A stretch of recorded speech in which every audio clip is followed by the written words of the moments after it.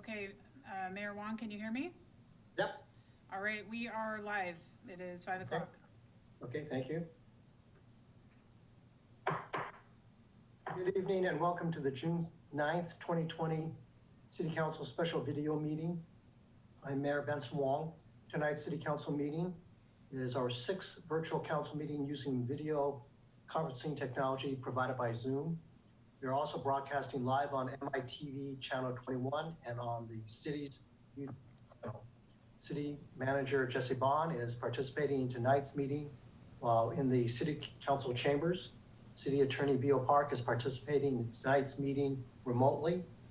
You'll see that some city staff members will be participating from the City Council chambers and complying with social distancing. Other participating staff members will be doing so remotely. Public audience members are listening to the meeting by telephone or by using Zoom teleconferencing application. I welcome everybody who is attending and joining tonight's meeting. Council members, please have your microphones turned on for the roll call. City Clerk, please call the roll. Thank you, Mayor. Mayor Benson Wong. Here. Deputy Mayor Wendy Weicker. Here. Councilmember Lisa Anderl. Here. Councilmember Jake Jacobson. Here. Councilmember Salim Neese. Here. Councilmember Craig Reynolds. Here. Councilmember Dave Rosenbaum. Here. Thank you. Great, thank you. Will you rise and join me in saying the Pledge of Allegiance? I pledge allegiance to the flag of the United States of America and to the republic for which it stands, One nation. indivisible, with liberty and justice for all. Thank you. Is that audio? We now move to the first item of business, which is to approve the agenda. Before entertaining a motion, I want to state that while Governor Inslee's proclamation number 20-28.4 regarding the Open Public Meetings Act extends the statutory waivers and suspensions through June 17, it no longer contains the restrictions on what actions a governing body may take at a meeting. Council, may I have a motion to approve the agenda? Moved. For a second. Well, this could be a short meeting if so many. Second. Okay, so motion has been made by Councilmember Rosenbaum to approve the agenda, and it's been seconded by Deputy Mayor Weicker. City Clerk, please conduct a roll call.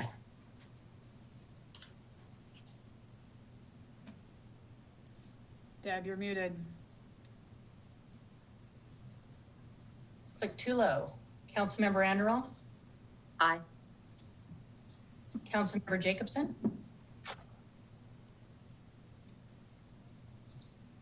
Jake, you're on mute. Councilmember.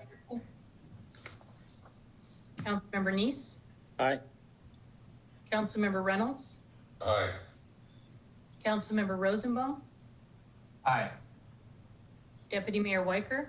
Aye. And Mayor Wong. Aye. Motion passes and the agenda is approved. For this meeting, we continue to utilize the Zoom platform. So if a council member has a question, I simply ask the council member will raise his or her hand.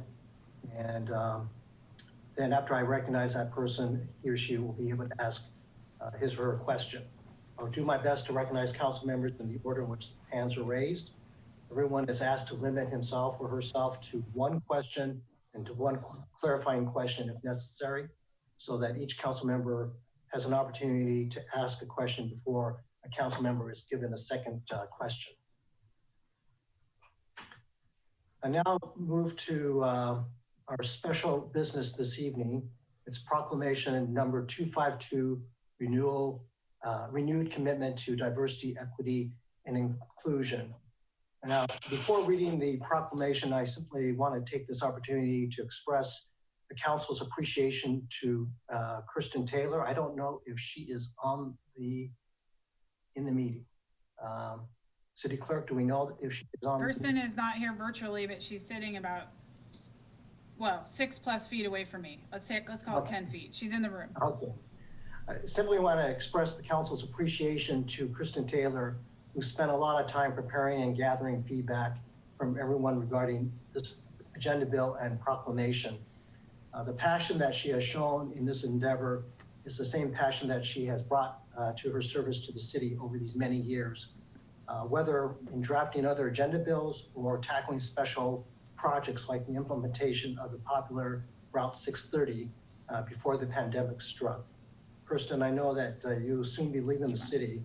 I just want to again take this opportunity on behalf of the council to thank you for your service. Now, moving on, I am proud that the council has made statements in the past reaffirming its and the city's commitment to diversity and inclusion and the rejection of discrimination and hate speech. Highlighted by the events during the past few months, it became necessary to, it again becomes necessary to restate this affirmation. So again, this is the proclamation of the renewed commitment to diversity, equity, and inclusion. Whereas the city of Mercer Island has declared a commitment to diversity, equity, and inclusion as a community priority by proclamation number 201 on November 21, 2016. And whereas the inhumane treatment and tragic death of George Floyd in Minneapolis, Minnesota provides yet another example of the work remaining to be done as a country in the area of combating racism. And while we recognize that this tragedy highlights law enforcement, we also recognize that such issues go far beyond the criminal justice system.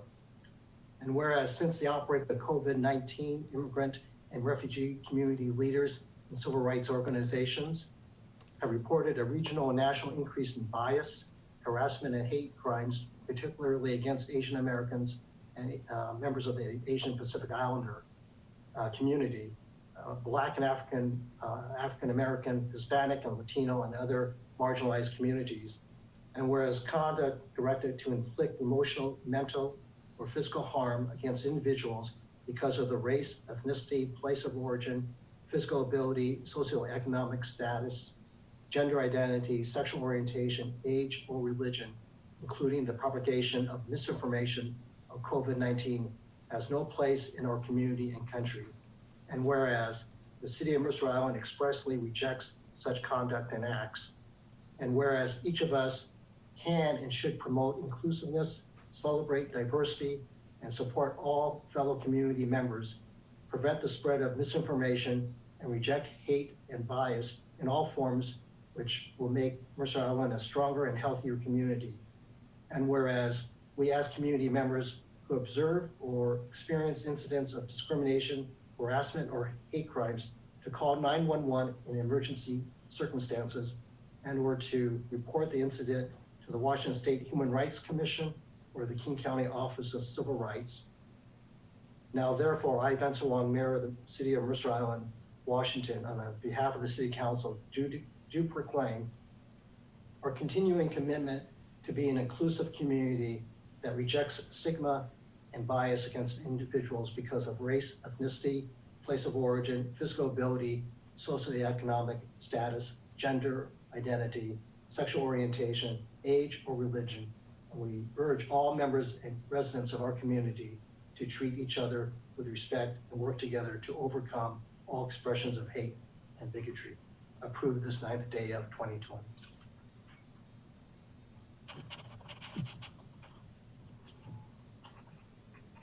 Excuse me. Next on our agenda, we have City Manager's report from City Manager Jesse Bond.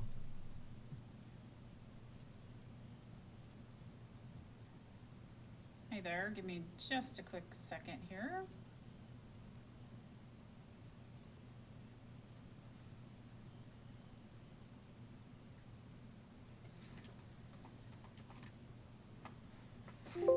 Good evening, Council. Again, my name is Jesse Bond. I am the City Manager.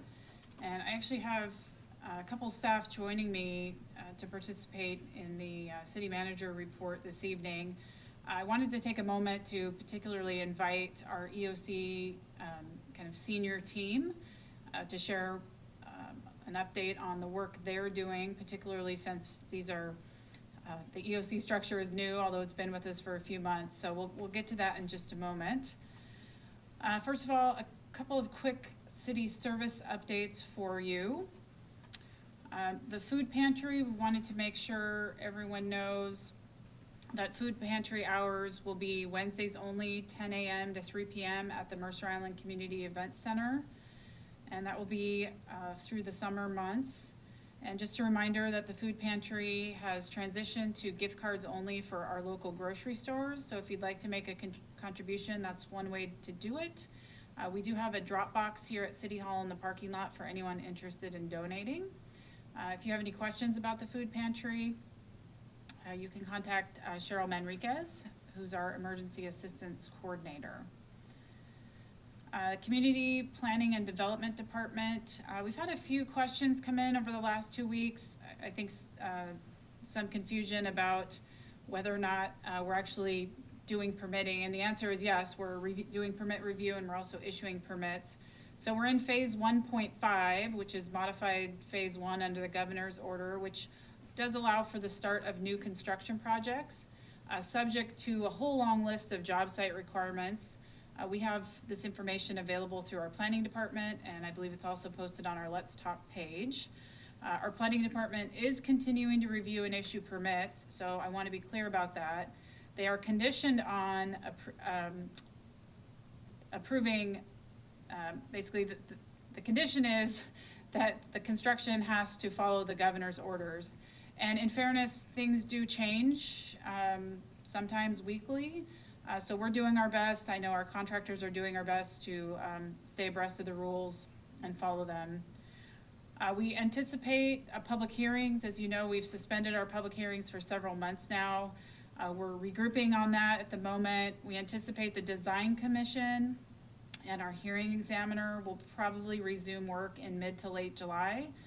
Council at the next city council meeting, I expect to have more specific information and dates on what that looks like.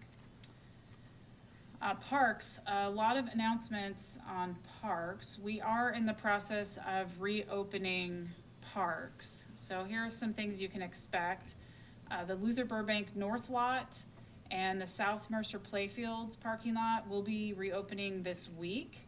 I don't have a specific date. Our crews are basically working through a long list of reopening tasks. All the other parking lots will remain closed at this time, including the ADA parking at, let me back up. The other lots will stay in their current state. So we have ADA designated parking at Luther Burbank, the South Lot, and Mercerdale Park. That's going to remain in place for the time being. And then Groveland and Clark beaches are still closed. And I'll just remind you that beaches are called out to reopen in a future phase. And we anticipate that could change, but we haven't heard anything recently. Tennis courts. Homestead, the courts at the Lid and Roanoke are anticipated to open this week. Please be patient. It takes some time to get caught up on much needed court maintenance and sweeping all the leaves and debris off. Some of our other courts are not in safe playing condition. We have cracks and things that we're evaluating right now, so we need to get through that work before they reopen. We may have to do some repairs. I think it's likely that we'll have to do some repairs before they reopen. So hang with us. I know particularly, I think we have to take a look at Luther, the Luther courts. Basketball courts, so Homestead will open this week, and the courts at the Lid are going to follow probably as early as next week. And just a reminder, the courts are open for groups of 5 or less to play. Sports fields, we are opening all the sports fields this week for passive or informal use. Practices and games are not permitted. I think, Council, I may have shared an email with you and actually misspoken. Fitness classes and gyms are allowed to hold fitness classes in groups of 5 or less, but athletic leagues, practices, and games, those are also part of a future phase. Picnic shelters and our picnic areas will also reopen this week, and they're available on a first come, first served basis. know we've had a couple people reach out interested in scheduling, and I'll just remind you that the community center is closed and we no longer have staff that are dedicated to scheduling these things. So picnic shelters and picnic areas, first come, first serve. We opened the skate park a few days ago. Okay, on to COVID-19 and modified phase 1. I've already mentioned this. First of all, Mercer Island's case count is holding steady. We're at 75, and I think we've been there for a few days now. Testing is widely available, and the recommendation from Seattle, King County Public Health, CDC, and others is if you have symptoms, please get tested as soon as possible. There's even free testing sites that have become available. If you need information on where those sites are, feel free to call the city's call center, and I'll have that number on the a future slide here. Modified phase 1, I think we've affectionately now calling it phase 1.5. King County moved into this phase last Friday. So it allows for limited opening of restaurants, in-store retail, hairstylists, barbers, etc. I'm personally excited about that one. Professional services, construction, some fitness, outdoor recreation, and gatherings. All of these things have a long list of limitations. Sarah Bluvis, our small business coordinator, is staying in touch and supporting our businesses here on Mercer Island and helping them navigate the new rules. Again, we're keeping everything updated on our Let's Talk page. I've covered most of this. Just a reminder to the businesses that they do need to look up and follow phase 1.5 rules, which look a little different than the phase 2 rules in some of the other counties. A specific change I would like to point out is that indoor operations, so particularly people shopping for retail, are limited to 30 minutes. So you go in and get out. I've heard some scenarios about how people are managing that. And again, everything is posted on our Let's Talk page. So I now like to introduce, we have 4 staff joining. They have a few slides, and for the staff that will be coming on, if you can just show your camera and then tell me when to click slides since I'm driving from here at City Hall. I'll begin by introducing Emergency Manager Jennifer Franklin. Great, thank you so much. Thank you, City Manager Vaughn and Mayor Wong and council members. This is our 15th week of our response to the pandemic, and as of today, Tuesday, June 9th, it's the 12th day of our response to the civil unrest throughout the state. The city EOC was elevated to a level 1 on March 25th due to the governor's stay-at-home order, and we've been activated through this to May 2nd at a level 2. So during the level 1 EOC activation, we've had 37 staff working within the EOC organizational structure. And then since May 2nd, the EOC has been operating at a level 2, which consists now of 14 staff. And then we'll move on to the next slide, Jesse. So that being said, what it looked like with a full level 1 activation with my 37 people, we had this many people needing to go ahead and respond to this emergency. As you can tell, all of these different sections, they're quite busy, and we really needed all of these staff to go ahead and really respond to this incident. So once we started to go ahead and pull back a little bit, staff started to return, and also the pandemic started to get a little bit more manageable for us, we went to a level 2. And so what level 2 looks like right now that we are still in is 14 people. So I have 14 people right now that are assisting me in managing our pandemic and any other disaster that seems to appear. And so I just wanted to kind of give you a brief idea of what this looks like. And then I'm going to be handing it off to our section chiefs to explain a little bit about that as well. So to give you an overall idea of this structure, what this includes is myself, the emergency manager. With me is our PIO, which is our information officer, and our social media experts. And they provide your city updates, which has been really terrific. We have our legal section, which is BO, and thank goodness for him. He's fantastic and really helping us on this end. Then we also have our operations section, and this is run by Ryan Daly. And these are the people that are your first responders. I always think of them as kind of your boots on the ground. The departments, police, fire, etc. So Ryan manages them. The planning section is run by Elaine Somagren, and Elaine creates all of your plans for our response and our recovery. She's doing a fantastic job. It's a big job, and she's doing it very well. Next is, I call it the logistics section, and these are the people that get stuff. It's like your resource requests. It's anything to do with like facilities, your finance section. And who runs this is Zach Hoovener. And this is a really big job, and he is doing a fantastic job at this. You know, we just go ahead and just keep hoping he can keep this level up. So he's doing terrific. And so most of this work, you know, falls into these 3 section chiefs. They are managing these different sections, and I'm going to let them talk about this. But I just want to say that I really can't thank them enough and applaud them enough for their long hours. They're just really rock stars. I have to say that they are able to manage this and just do a terrific job. So that being said, I'm going to hand it over to Ryan Daly, who is our operations section chief, and let him talk about what he's doing. Thank you, Jennifer. Good evening, Council. Ryan Daly, your Operations Section Chief. I believe that's like my 5th title in the last 2 years. So they keep growing, and glad to have it.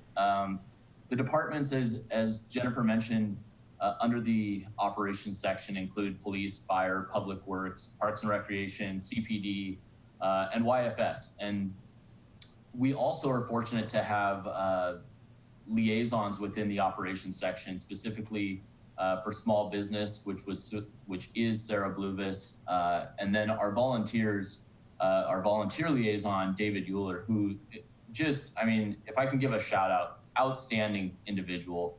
Our volunteers in times like this are just really step up and support the staff, and I can't thank them enough. What we're responsible for from the operations standpoint, as Jen mentioned, we're the boots on the ground. Most of these departments, or all of these departments, are the ones that are public facing. And so that's truly what the role is to engage with the public and manage those public spaces as well. As you see, the changing scenarios through the Safe Start phased recovery, that's really primarily what the operations section is doing. We're looking at what those are and making the appropriate adjustments and working with the planning section and the logistics section to carry those out. From a department-wide standpoint, the operations section really is focused on the collaboration of all of the different moving parts: police, fire, public works, parks and rec, CPD, YFS. And I ran through those really quick, but it's how we communicate on a regular basis to make sure we're meeting the needs of what our operations are moving forward. Jesse just highlighted, we've spent a lot of time over the last 2 months closing down facilities and limiting access, and that's been kind of challenging. But as Jesse just mentioned, we're opening some things back up, and it's the operations section's role to coordinate with our field crews who are out there to get these things moving along. And so far, we're getting to open some things back up, which is outstanding. As you know, the Parks and Recreation Department, as well as CPD and some other departments, have lost a number of staff. With that came a lot of duties in a lean city such as us.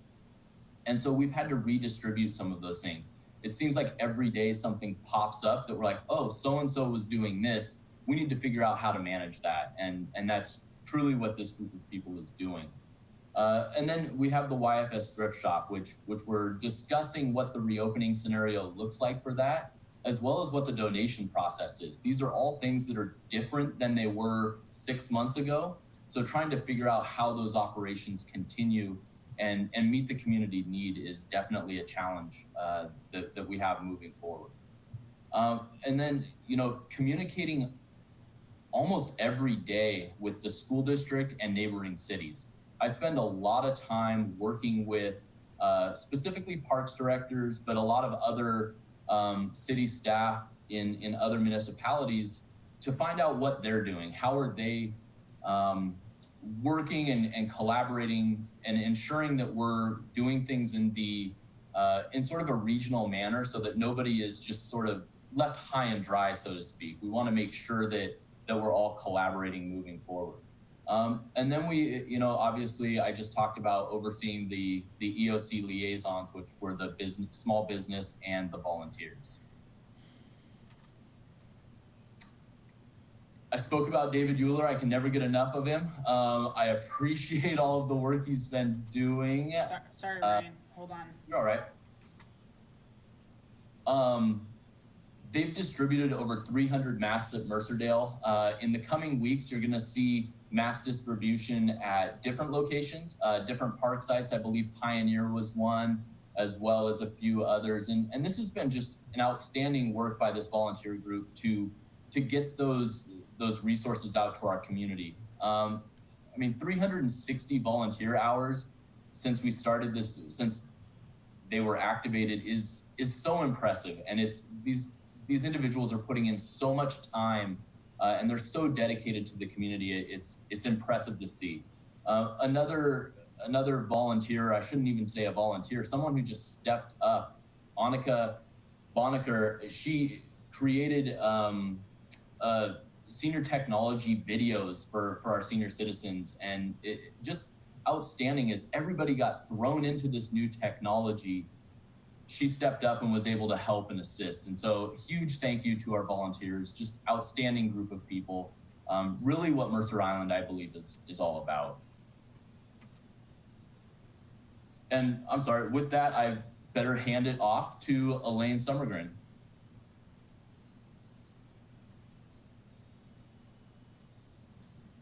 Good evening, Council. Elaine Summergren, EOC Planning Section Chief. So I'm going to talk a little bit about what I've been doing in my section.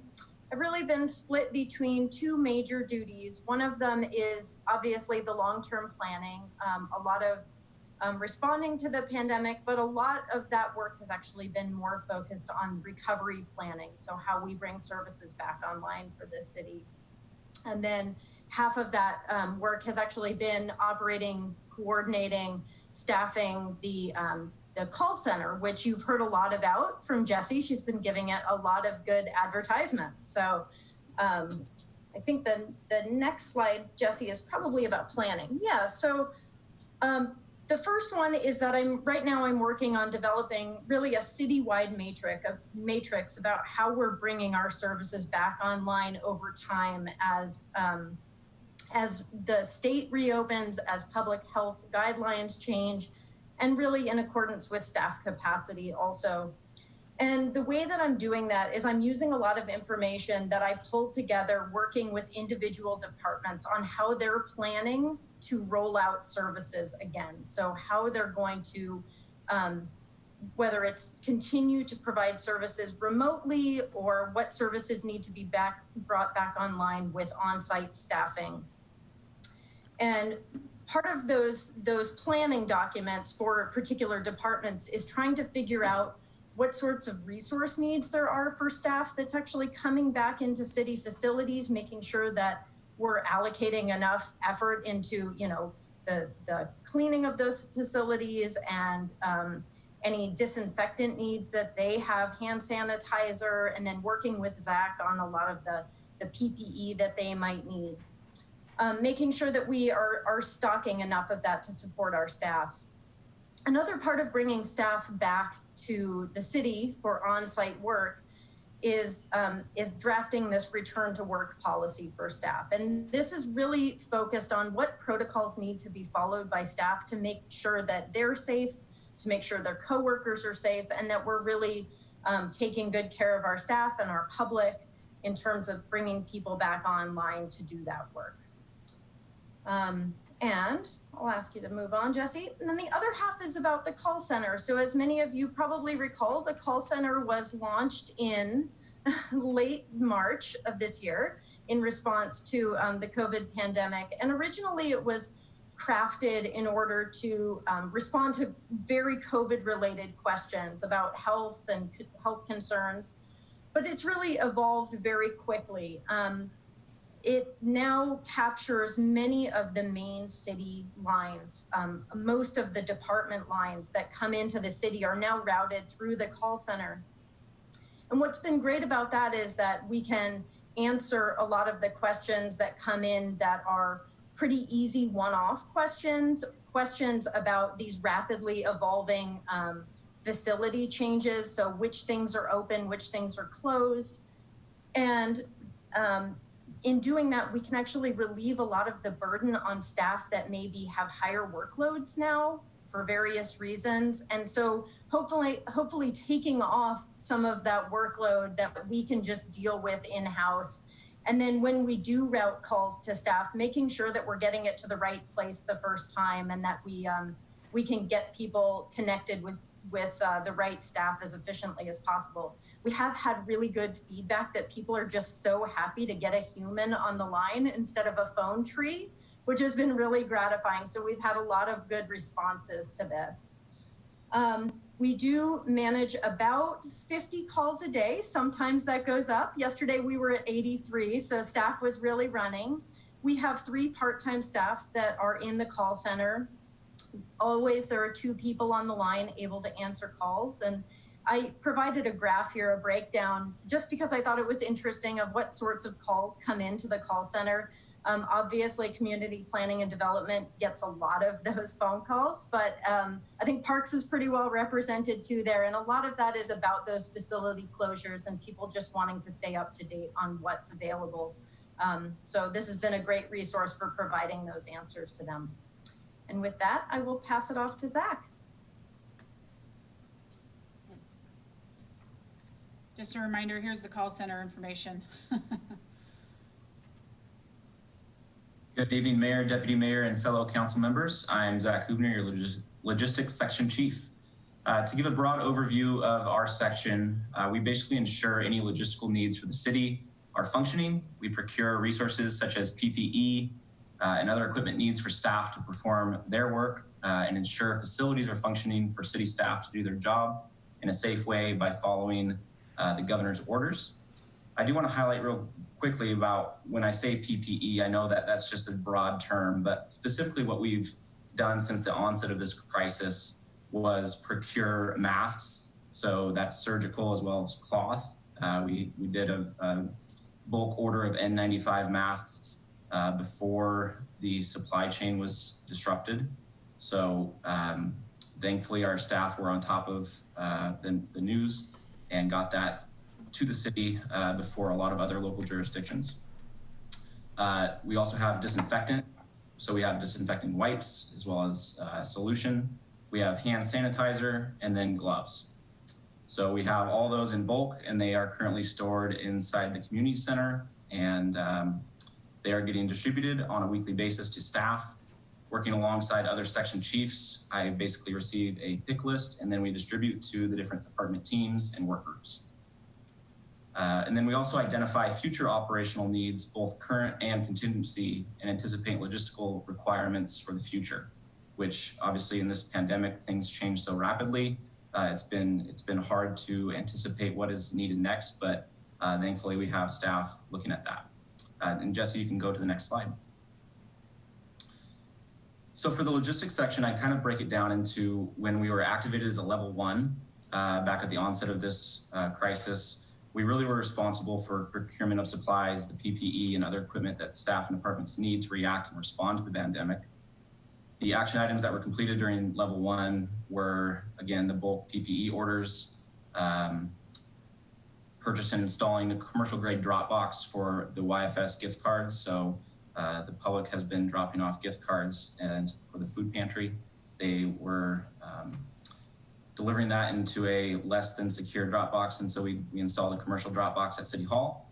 And then also at that time, Elaine was under the logistics section. She set up that call center, which has been operating so great for the public. And we've also are in constant communication with the state for incident response and all, as well as PPE procurement through King County and the state. And then level 2 EOC activation, which obviously we're in currently, along with the other section chiefs, we developed the return to work policy that Elaine had just talked about, as well as implementing procedures for staff returning to work. So this included self-health screening stations at city facilities. There's 12 self-health screening stations set up currently. They have log in, log out information, as well as a thermometer to make sure that we're following the CDC guidelines and making sure that anyone who has symptoms goes home before entering any city facility. We're also focused on bringing facilities up to speed when the public comes back into our city buildings in the future. So this includes sanitizer stands, sneeze guards at various public-facing city counters. We set up an inventory management system for our PPE so that we can stay abreast of the numbers that we have and reorder supplies when we need to before those supplies are low. And then Jesse, you can go to the next slide. And then we have staff that are tracking the financial information needed for reimbursable expenses related to the pandemic from a variety of funding sources. So Meryl Thomas-Schatt is in this position right now, and she's doing a great job doing the timekeeping. So during this pandemic, all staff who are working within the crisis are filling out a form. It's a FEMA form that basically says what they are doing on a day-to-day basis. This is required for the grants that will come later through FEMA, the CARES Act, as well as we've already applied earlier in the pandemic to an Assistance to Firefighters grant for PPE and supplies. And we're doing staff are doing a great job of tracking that, which will be critical for the city to recoup those monies that it's spent on the pandemic. And with that, I send it back to Jesse. All right. Thank you all. Mayor Wong, we don't normally do this as part of a city manager report, and I wanted to make sure you had an update on EOC operations because it looks very different than a normal city operation.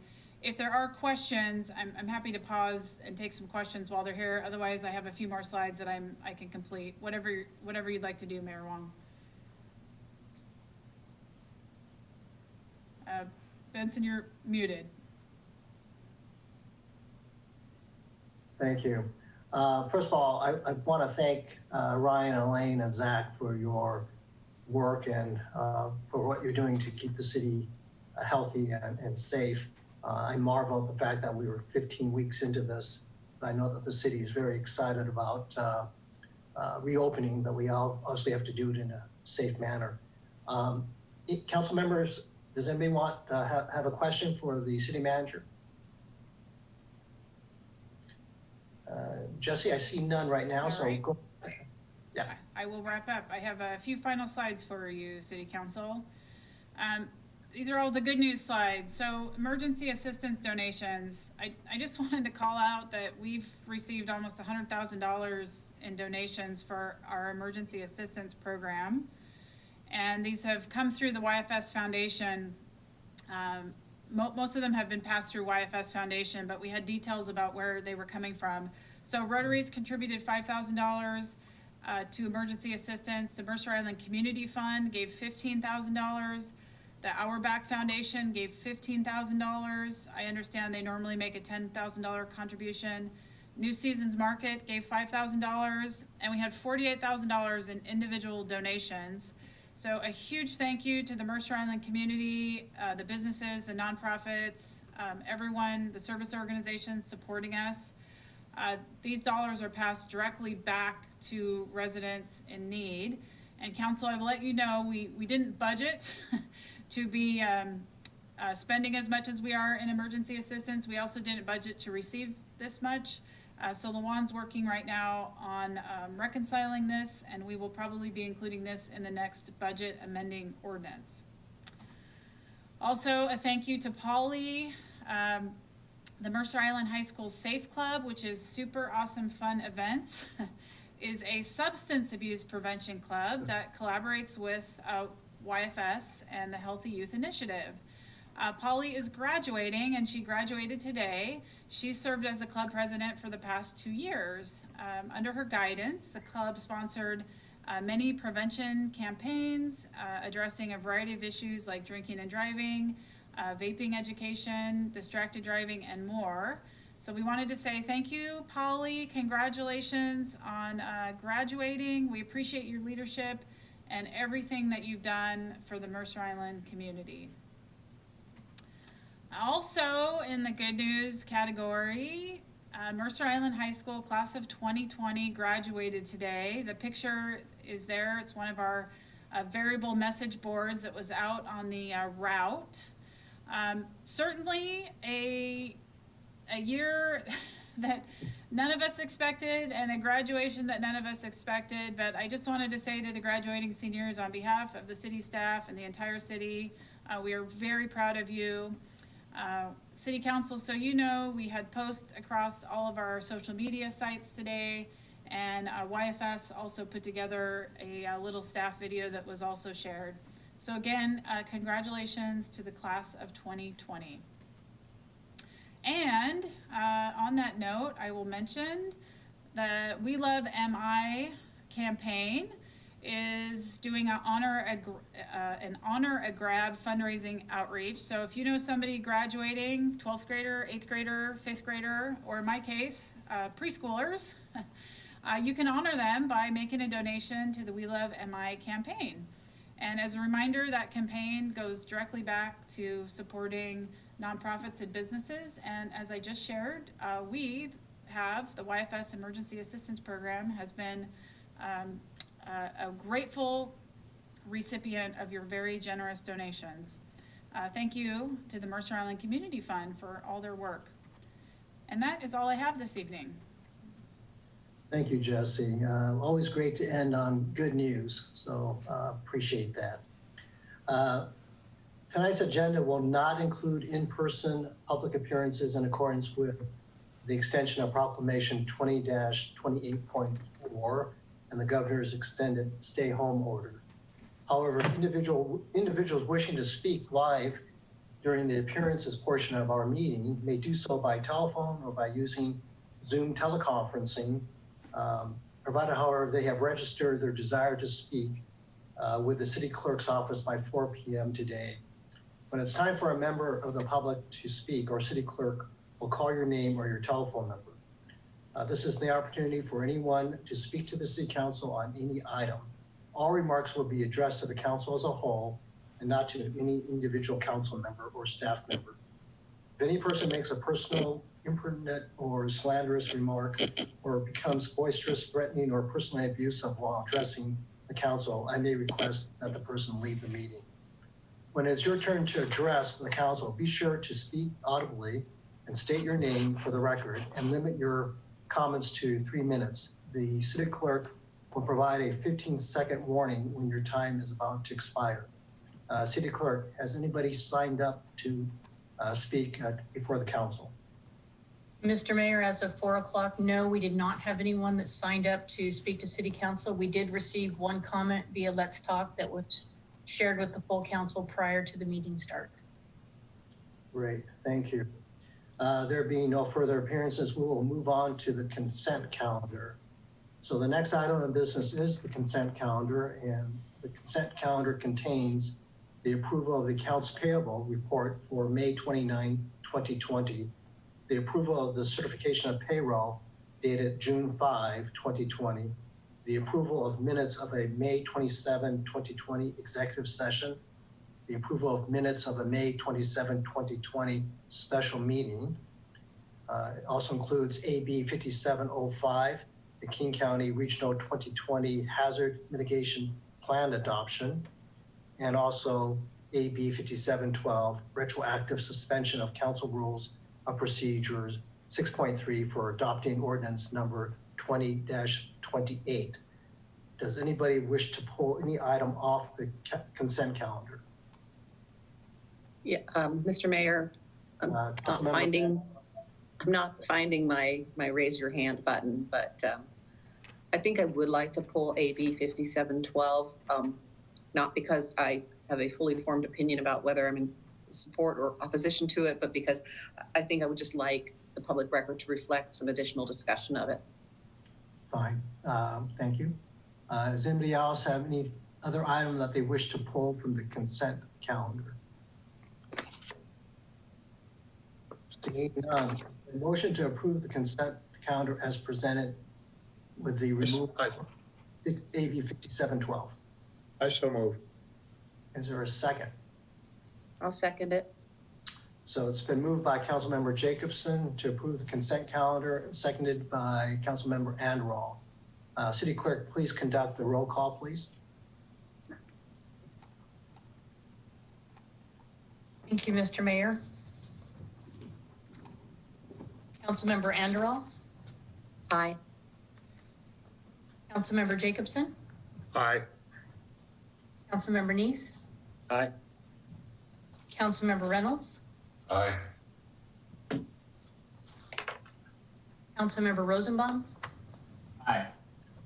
Deputy Mayor Weicker, Aye. and Mayor Wong. Aye. Thank you, Mayor. Thank you.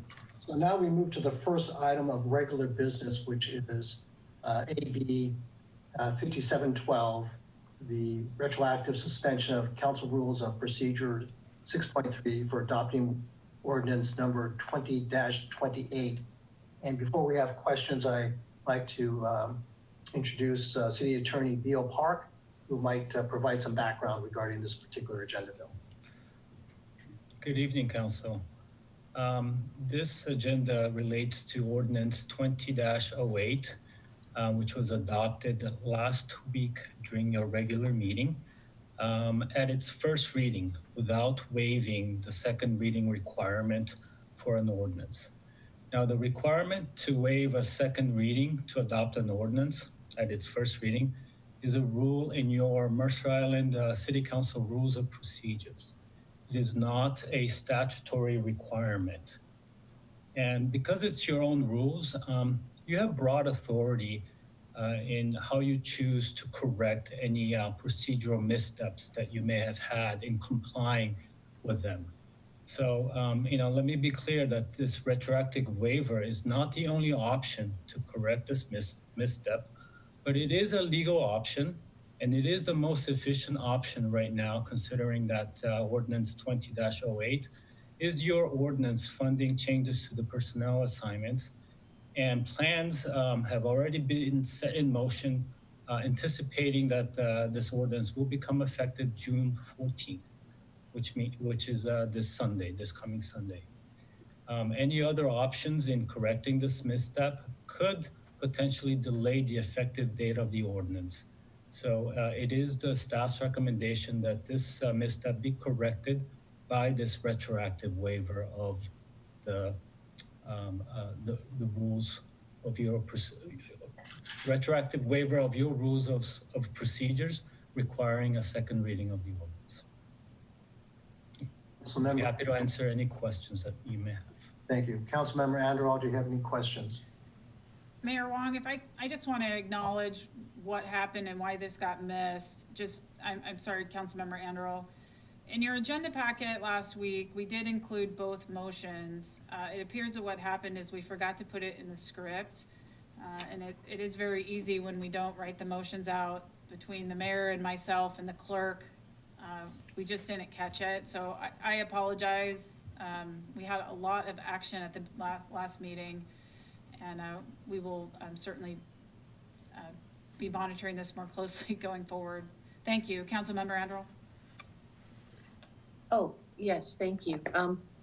Well, it does seem to be more of a ministerial error than a substantive one. And while I'm still not kind of seeing any specific authority in our rules, I'm not seeing any prohibition either. Beal, are you aware of whether this particular method for correcting a misstep has been employed in the past?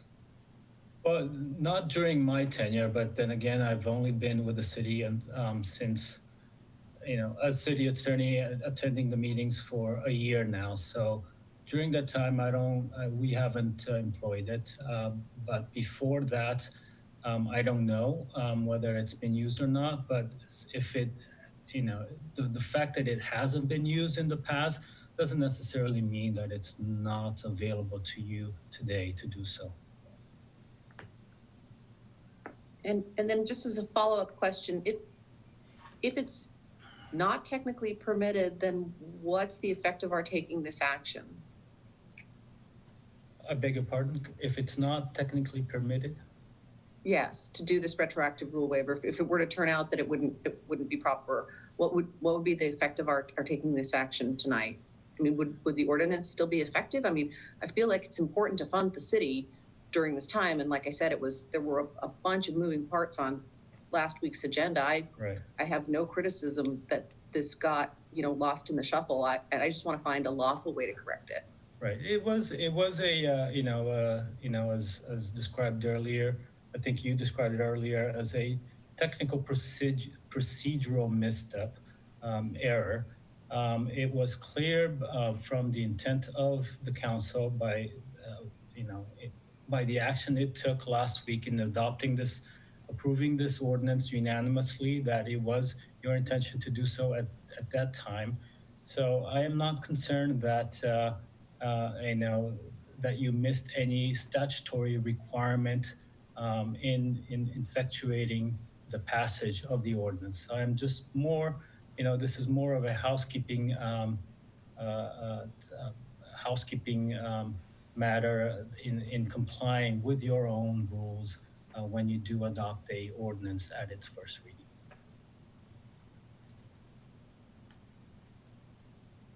Any other questions, Councilmember Anderall? Well, to the extent part of this problem lies at my feet for oversight, I do apologize to the council. At this point, if there's no other questions, I certainly would like to entertain a motion authorizing a retroactive suspension of the of the City Council Rules of Procedure 6.3, providing for the adoption of the ordinance number 20-08 on its first reading. Second. Okay, so it's been moved by Councilmember Reynolds and seconded by Deputy Mayor Weicker. City Clerk, please take the roll. Councilmember Anderall, Aye. Councilmember Jacobson, Aye. Councilmember Neese, Aye. Councilmember Reynolds, Aye.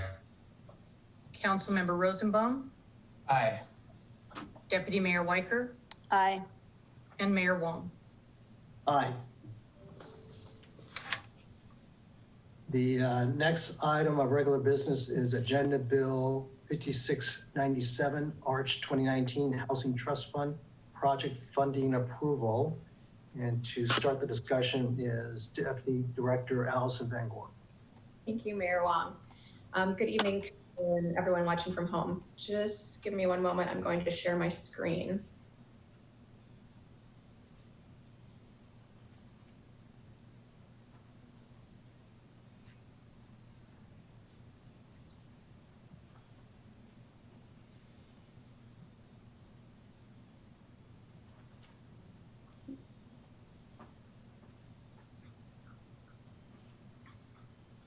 Bear with me, it appears to be taking a minute to search PowerPoint, I'm not sure why. There we go. Okay, so tonight we're talking about the Arch Housing Trust Fund. Allison, we don't, at least on my end, I'm not seeing the screen yet. This happened to me last week. It bogged itself down. Going up on mine, so I'm not really sure. I'll try stopping and starting again.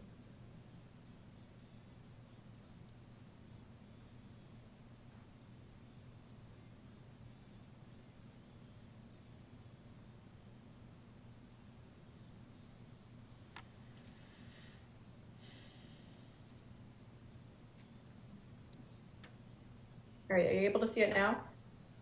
No. No. Well, You want to take a 5-minute break and see if you guys can. Why don't, yeah, why don't we do that? Why don't we, I'll get it loaded on this side. I apologize, council. Mayor Wong, could we just come back at 6 o'clock? That will get the file moved Sure. over. That'd Thank be you. fine. I'll recess until 6. Thank you. God, we are just.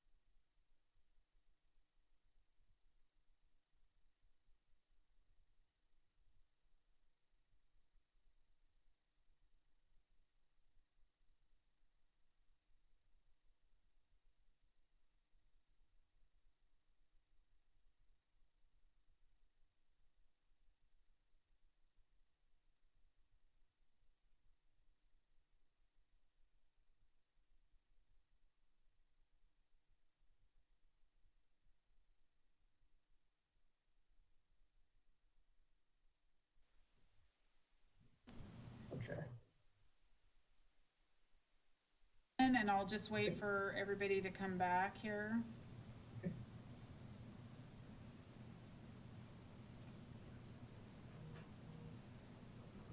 And Benson, you can scroll along the bottom and see everybody. Well, now you tell me, and All do I right. really do that? Jake, No, Craig. kidding. Okay, I think we've got everybody back. Yep. Okay, great, okay. All right, we'll pick back up. Apologies. No worries. Okay, so we're back. And again, we'll turn over the discussion right now to Deputy Director Allison Van Gore. Thank you, and I apologize for the technical difficulties.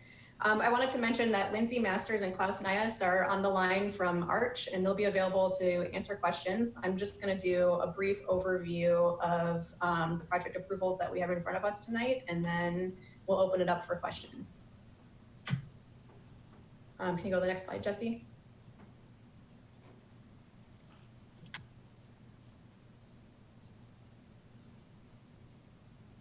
Are you seeing it, Allison? No, it's just saying the title slide for me. Okay, we must have a connection problem on your end, because can you see the slides moving? No. I can see it though. Okay, Allison, I may just have to do the presentation, because I don't think you're, I am transitioning the slides, but for some reason it's not coming through on your computer. Weird. Okay.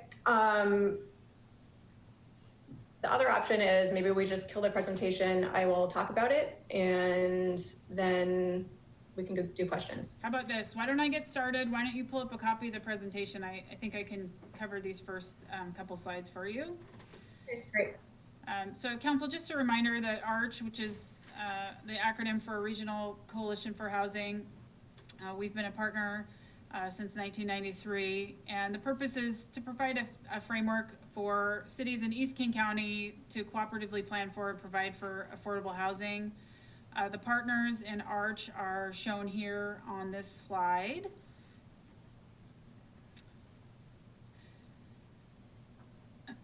So the ARCH Housing Trust Fund specifically is a joint housing development fund that allows us to basically work together to build housing, and the trust fund awards loans and grants to developments that include below market rate housing, and we'll talk specifically about the projects that you'll be considering tonight. This is essentially to preserve housing that is affordable for households earning 60% of area median income and below. And since 1993, the trust fund has invested over $64 million and created almost 4,000 units across East King County. So the selection process, ARCH announces funding availability in the fall, and they basically go out to the development community, letting them know the process is beginning, and they work with applicants to make sure they understand the grant criteria. Applications are vetted by the ARCH staff, and again, you have two ARCH staff on the line today and are happy to answer questions. Also, the city staff liaisons are involved and a citizen advisory board.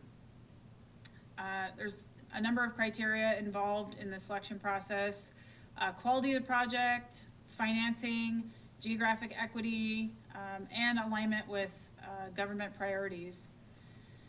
So from there, the ARCH Executive Board prepares a final recommendation that go to city councils for approval, which is where we are tonight.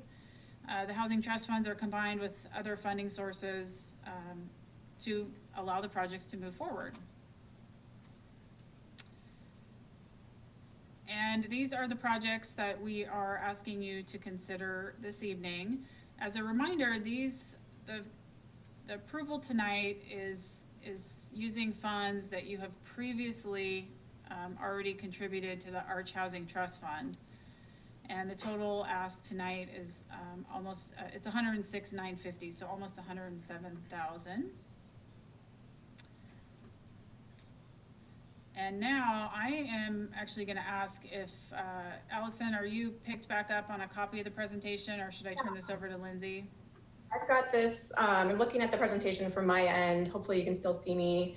And I'm happy to just talk through each of these slides really briefly. So there's the 6 projects that have been recommended. Again, the total contribution for Mercer Island would be around $107,000, but that's combined with the other member cities of Arch. And so the funding recommendations that you see on each of these slides is the total amount for all the cities together.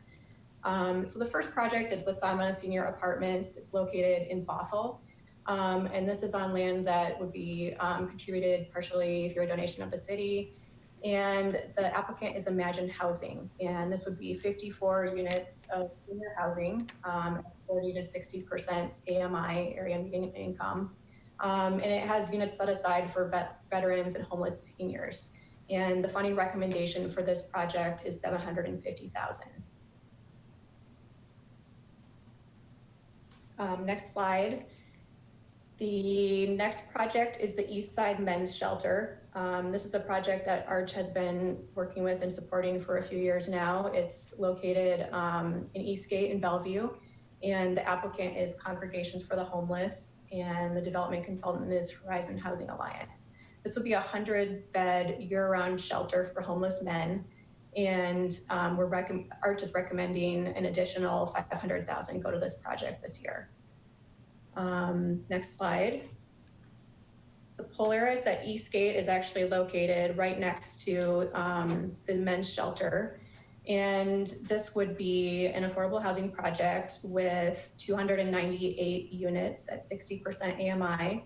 And it's focused on families with children and disabled people. And the funding recommendation for this project is $575,000 for this year. Next slide. The next project is the Together Center redevelopment. So this is an existing site in Redmond, and they would be demolishing those buildings and redeveloping affordable apartments. There'd be 2 buildings, and all in all, there's 284 affordable units, ranging between 30 and 60% AMI, with set asides for homeless families. And the funding recommendation for this project is $2.75 million. Next slide. So this slide covers the final 2 projects. These are both from community homes, and these are a little bit different type of project. They actually acquire existing single-family homes and renovate them and make them available for disabled, developmentally disabled adults and a live-in caretaker so that they can live independently there. So the adult family home would be a 5-bedroom house, and we're recommending $150,500. And the shared living home 1 is a 3-bedroom with the recommendation of funding for $100,500.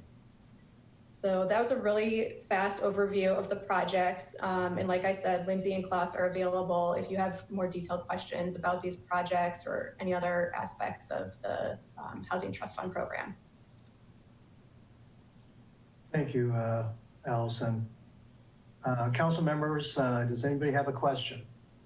If so, please raise your hand. Councilmember Anderall, I saw your hand raised, and yes. And I remembered to unmute before I'm speaking, so that's good. Thanks, Allison, for this, and thank you very much for answering a number of my written questions in advance. I really appreciate it. I have kind of a 2-part question, and one would be if Arch could address a little bit some of the non-compliance issues that we heard about last year, and I know they've hired additional staff. I think it'd be great to just hear a little bit of a progress report on that, for one. And then 2, I'd like some information specifically on compliance, any compliance audits and results on the Arch facility on Mercer Island, Ellsworth House, and and then also, if any, on the Hadley, even though that's not an Arch property. Hi there, this is Lindsay Masters. I'm the Executive Director of Arch. Pretty hard to hear. Lindsay, we're having a hard time hearing you. Could you speak up or get a little closer to your mic? Sure. How is this? Still pretty weak. Okay. Well, I will try to just speak loudly and you let me know if you are having a hard time hearing me. So I think this question sounds like it's going back to some of the events that took place in the fall of 2018, around the time that I started with Arch. And so we've had kind of a long time to be working on improving our monitoring and compliance functions in the organization. The original circumstances that led to us increasing our staff capacity for those functions were centered around our homeownership program in particular.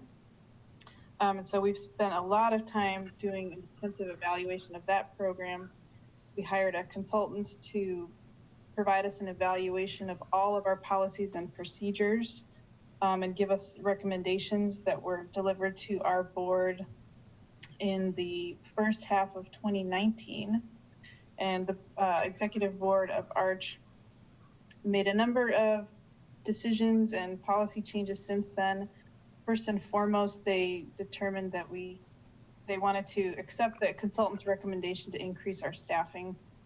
We had not had an increase in staff capacity since the early 2000s, even though the number of homes in the program had gone from around 100 homes to about 700 homes.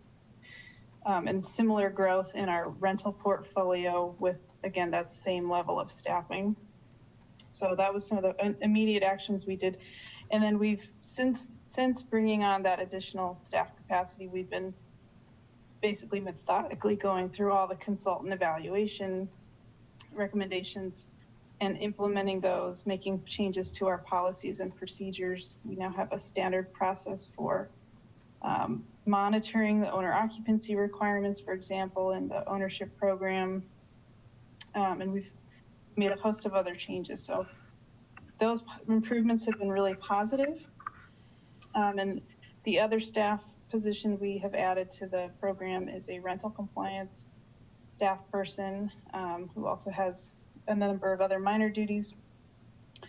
And she has been the one responsible, for example, for monitoring compliance at projects like the Hadley. So that one was brought up. And we did provide some written information on that earlier today, I believe. Mm-hmm. But that is a project that the City of Mercer Island has an agreement with to provide 13 affordable units. And since you are a member of Arch, we provide that monitoring function for you. So annually we collect a compliance report from that project. We review it. And because we now have a staff person actually dedicated to this function, we have the capacity to go above and beyond that. And if we see discrepancies in their report, we can go and audit their on-site files. So that's something we actually did do this year, based on some issues that we saw in their report.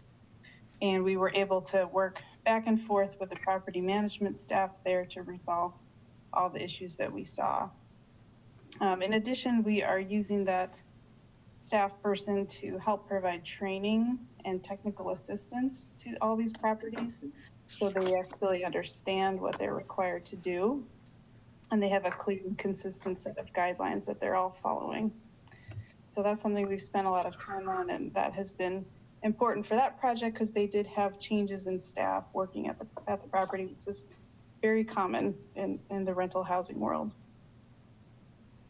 Okay. Is there any question I missed? I'm interested in the specific degree of compliance that you found at the Hadley and at Ellsworth House. Sure, and I might defer to my staff person Klaus to talk to you about Ellsworth House. He performs a portion of the monitoring for that portfolio. That's a different program. That is our trust fund program, and I'll let him speak to that. But for the Hadley, I did follow up with our staff person and ask her to give me a little bit more details about what she found in her review. The initial discrepancies that we saw were around the types of unit mix that were being designated as the affordable units. So in your agreement, you have specific provisions around the size of units and the number of units. And we found a mismatch between the units they had designated and what they were required to do. So that led us to go kind of look further at some of the on-site files.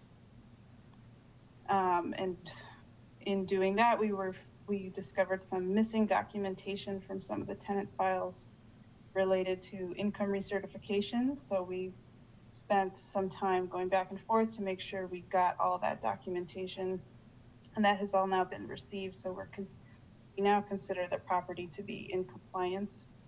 They also did agree to provide us with additional units so that they meet all their requirements of their agreement. Is it possible, Allison, to get a copy of this report? So I don't need to drill down for any further during this meeting, but I would really like to see the details. Okay, the city doesn't currently have a copy of this report, so I can coordinate with Arch about that and follow up with you. Thank you. And the same for Ellsworth. Okay. I have some other council members who want to ask questions. Klaus, did you want to respond at all to the Ellsworth house, or Grace house, I guess, before we move on? I can do that. This is Klaus Naves. I'm planning at Arch, administer the Housing Trust Fund, which is completely removed from what are called the Arch units, which are rated through regulatory requirements imposed by cities. The Arch Trust Fund is your investment of capital dollars, and I monitor 69 projects currently annually. And I'm not the only one to monitor them. All the funders in those projects do an annual monitoring via a program called WebARS, a database. Looked specifically today at the rent roll for Ellsworth, now Grace, I forget what the new name is, but the former Ellsworth house. All tenants there are in compliance according to the rent roll that I saw. In fact, many of the residents there are very much below the income limits, and they benefit from what's called the Section 8 program. That property is supported largely through Section 8, which means that the residents only pay about a third of their monthly income towards rent and utilities. My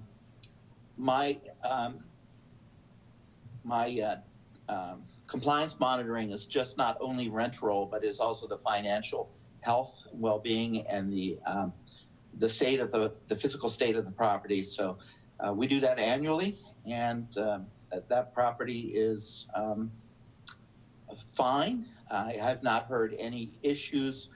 So if you do have concerns about that, they haven't come back to Arch, and I'd be very happy to hear those if you have them.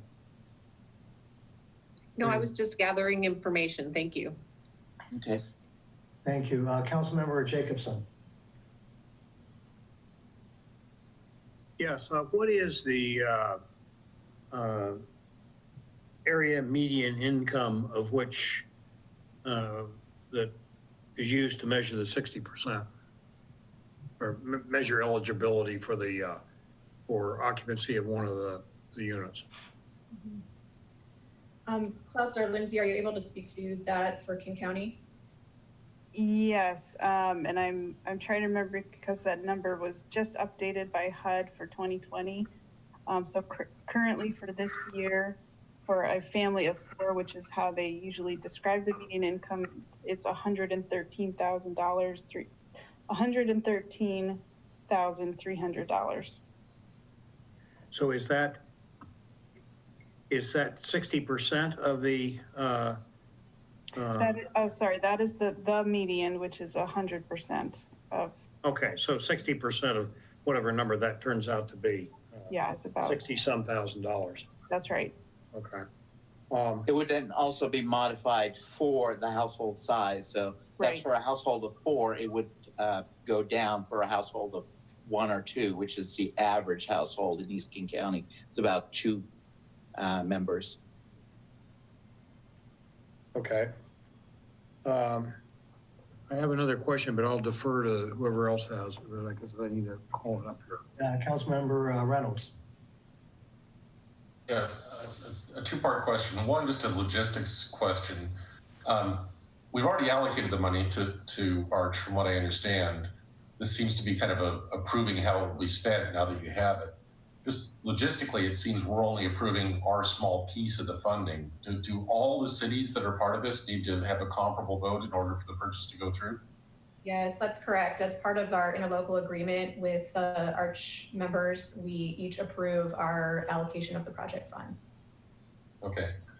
Second question, and then I'll be quiet, is just philosophically, what is the thinking on purchasing or building large units, you know, these 100 or 200 unit apartment buildings, as opposed to collections of smaller units? You know, what's the best available science in terms of what creates the best opportunity to get out of poverty, and what's the cost effectiveness of those solutions, as opposed to providing, say, Section 8 vouchers to provide housing in apartments that are not necessarily designated as low income? I'm do a whole hour-long presentation on that topic. It's fairly complex. I know I'll settle for the high-level summary. There is some efficiency in larger buildings in terms of the cost of delivering the units. I'll see if Lindsay wants to reflect on that at all. Sure. In general, you know, we like to promote the idea of housing choice, housing diversity and housing choice, which means that there's not really one type of housing that's best for everybody. So we like to provide a variation in the scale of housing, the location, the affordability levels, obviously. As far as cost effectiveness, there's definitely value to be had in building at a larger scale. That's not something that Arch has done a lot of over the years, but that has been a trend more recently in the affordable housing industry to try to build at a larger scale that captures some of those economies. Does that help? Yeah, I guess what I would wonder about is it clear that building a big building is cheaper or better, either financially or for the people involved, than just, in effect, handing them a voucher to lease in an already existing building and cover part of the rent? Sure. So that's a very common debate that goes on between investment in capital versus investment in rental subsidy. They're both really important, frankly. In a high-cost market like King County, it is very difficult to make the Section 8 voucher work. People who carry those vouchers are extremely challenged to find landlords willing to rent to them at the voucher payment standards that HUD can provide. And obviously that problem gets more and more expensive as housing costs in the private market get more expensive. So it tends to be that in high-cost markets, capital investments are more cost-effective over the long term. But that said, there is obviously a population for which the voucher is extremely important because it ties the person's rent to their actual income, whereas for the most part, the model for building affordable housing with capital investment, you have rent limits kind of set to a median income that don't necessarily go up and down with someone's actual household income. So the vouchers are really important for folks with kind of at the lowest end of the income spectrum to keep them housing secure. Thank you. Thank you. Councilmember Rosenbaum. I just want to follow up on Craig's first question there. Where are we in terms of the order of other cities that have considered their piece of these projects? I'll have to ask Lindsay to answer that. We were originally scheduled to do this approval back in March or April, and it was delayed due to the COVID emergency. So I suspect we might be at the later end. Yeah, I believe you are one of the last two. We have just one other city that has not yet approved. Thank you. Okay, I asked if you've asked your question, please put your hand down. I have now Deputy Mayor Weicker. Right. So I want to thank you guys for putting together a diverse portfolio. I like some of the new construction. I like the group homes for the disabled folks and the veterans. I'm especially familiar with the Together Center and the East King County Men's Shelter. I know those two projects have been in the works for years, and there's a lot of momentum to finally get that done. So kudos to you for putting together the variety of housing that we need to have more units of affordable housing in this very unaffordable region. I wonder if you could speak to the Sophia Way, because I know there aren't a lot of women-only shelters, and since we're getting a men's shelter with the East King County Men's Shelter, it'd be nice to hear what's going on with Sophia Way and a women and family shelter. Sure, I would love to turn it over to Klaus, who can talk about the Women and Family Shelter project that is under construction now. So this is Klaus Naus. I'm happy to report that we expect the Women and Family Shelter, which is 98 beds in Kirkland, to open early August. It won't open at the 98 bed level because of COVID. There will be social distancing requirements too. But once the world normalizes again and we can get closer to each other, that's intended to be 98 beds. Half of it is a women's shelter to be operated by Sophia Way. The project is developed by Catholic Housing Services, and they are the landlord to Sophia Way, and they will operate the family shelter on a different floor, different entrances, different program staff, but one facility that you helped fund back in, I believe, the 2017 funding round. So very close to finishing, and I expect that you will all get an invitation to the grand opening ribbon cutting. Great, thank you. Councilmember Jacobson.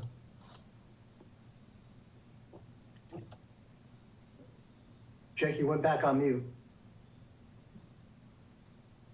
Okay, says I'm golden here. Am I talking to you? Yes. Okay, great. This is more of a request than a question. I'd appreciate getting a copy of the consultant's evaluation of Arch's performance, to which Lindsay previously referred, and also what the board has done, what steps they've taken to carry out or the recommendations. So if that could be forthcoming, I'd appreciate it. Sure, we can send that to you. Great. And you, Deputy Director Van Gorp, you'll send that out to everybody then? Correct. Great, thank you. Any other questions, Council? Seeing none, I certainly would love to entertain a motion to approve the use of $106,950 from the city's contribution to the Arch Housing Trust Fund as recommended by the Arch Executive Board, and authorize execution of any related agreements and documents. So moved. Second. It's been moved by Councilmember Reynolds and seconded by Deputy Mayor Weicker. City Clerk, please call the roll. Councilmember Randall? Aye. Councilmember Jacobson? Aye. Councilmember Neese? Aye. Councilmember Reynolds? Aye.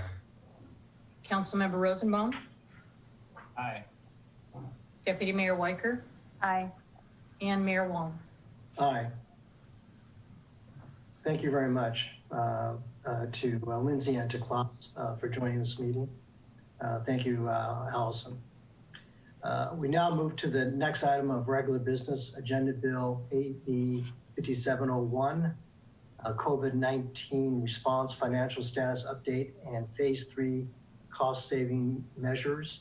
And for this discussion, we are pleased to welcome Interim Finance Director Matt Warnick. Matt? Good evening, Council.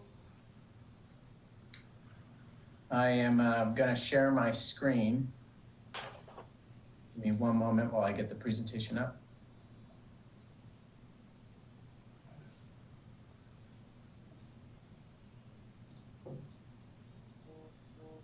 Mayor, are you able to see my screen? Yes. Yes. If I unmute myself, yes. Wonderful. All right, well, good evening, everyone. It is a pleasure to see you again. I'm gonna walk through a financial status update as well as some cost-saving measures that are part of what we're calling phase 3.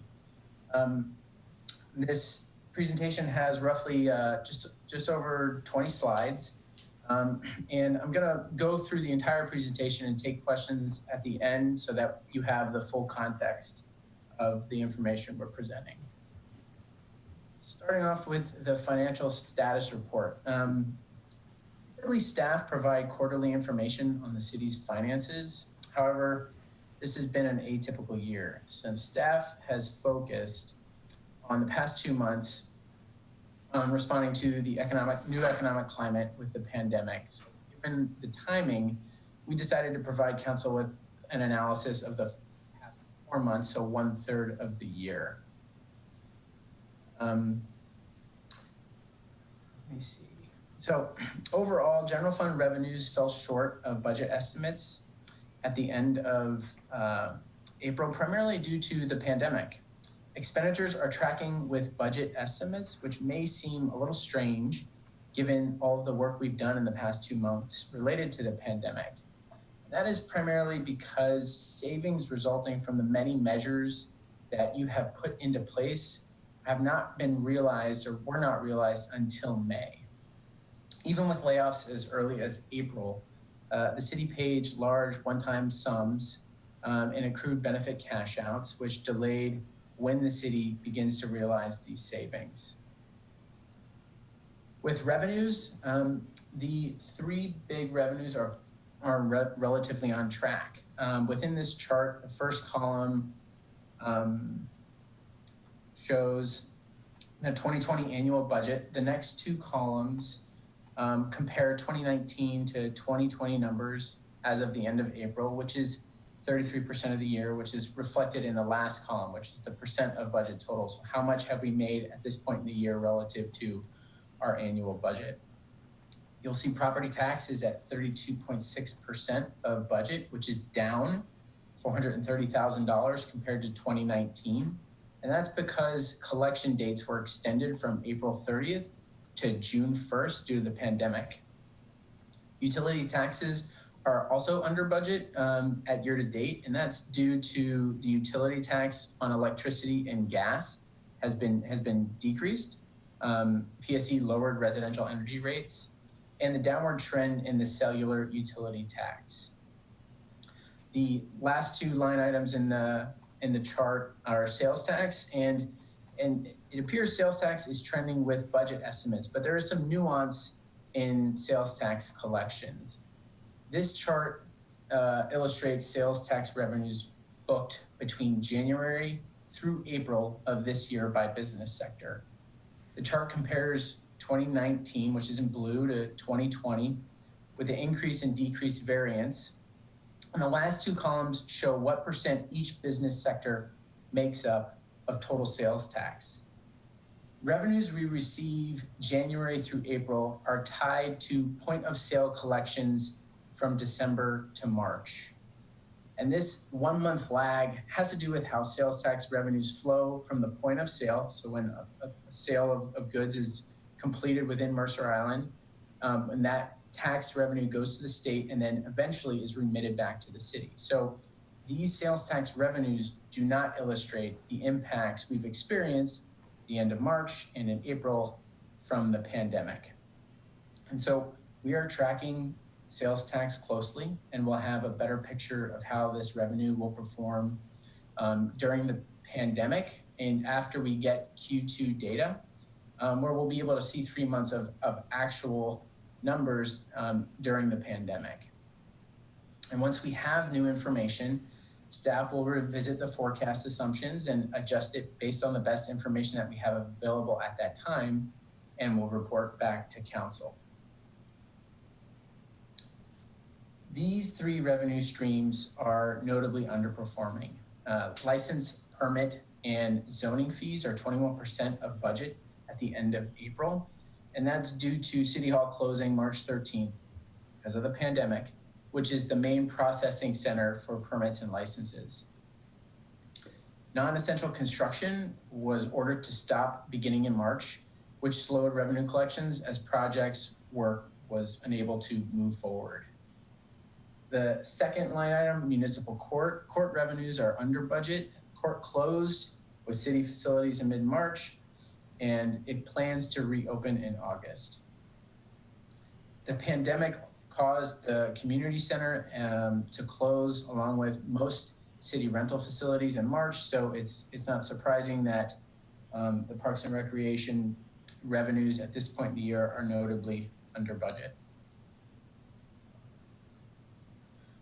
I'm gonna pivot now into measures that we have put in place. We're calling phase 3 to address the remaining revenue shortfall. Just to recap, the general fund revenue shortfall that we forecasted in early May was $4.7 million. That makes up 15% of our budgeted revenues. You can see on this slide a summary of the council, what actions council took last week to amend down the 2020 budget based on phase 1 and phase 2 cost saving measures. And you'll notice the third row, staffing adjustment. This was not included in the exhibit of the agenda bill or the corresponding exhibit number 2. So we went ahead and revised and reposted the agenda bill and the exhibit to reflect that $121,400 adjustment that was made to reinstate the Parks Operations Manager and the Natural Resource Specialist position in Parks and Recreation.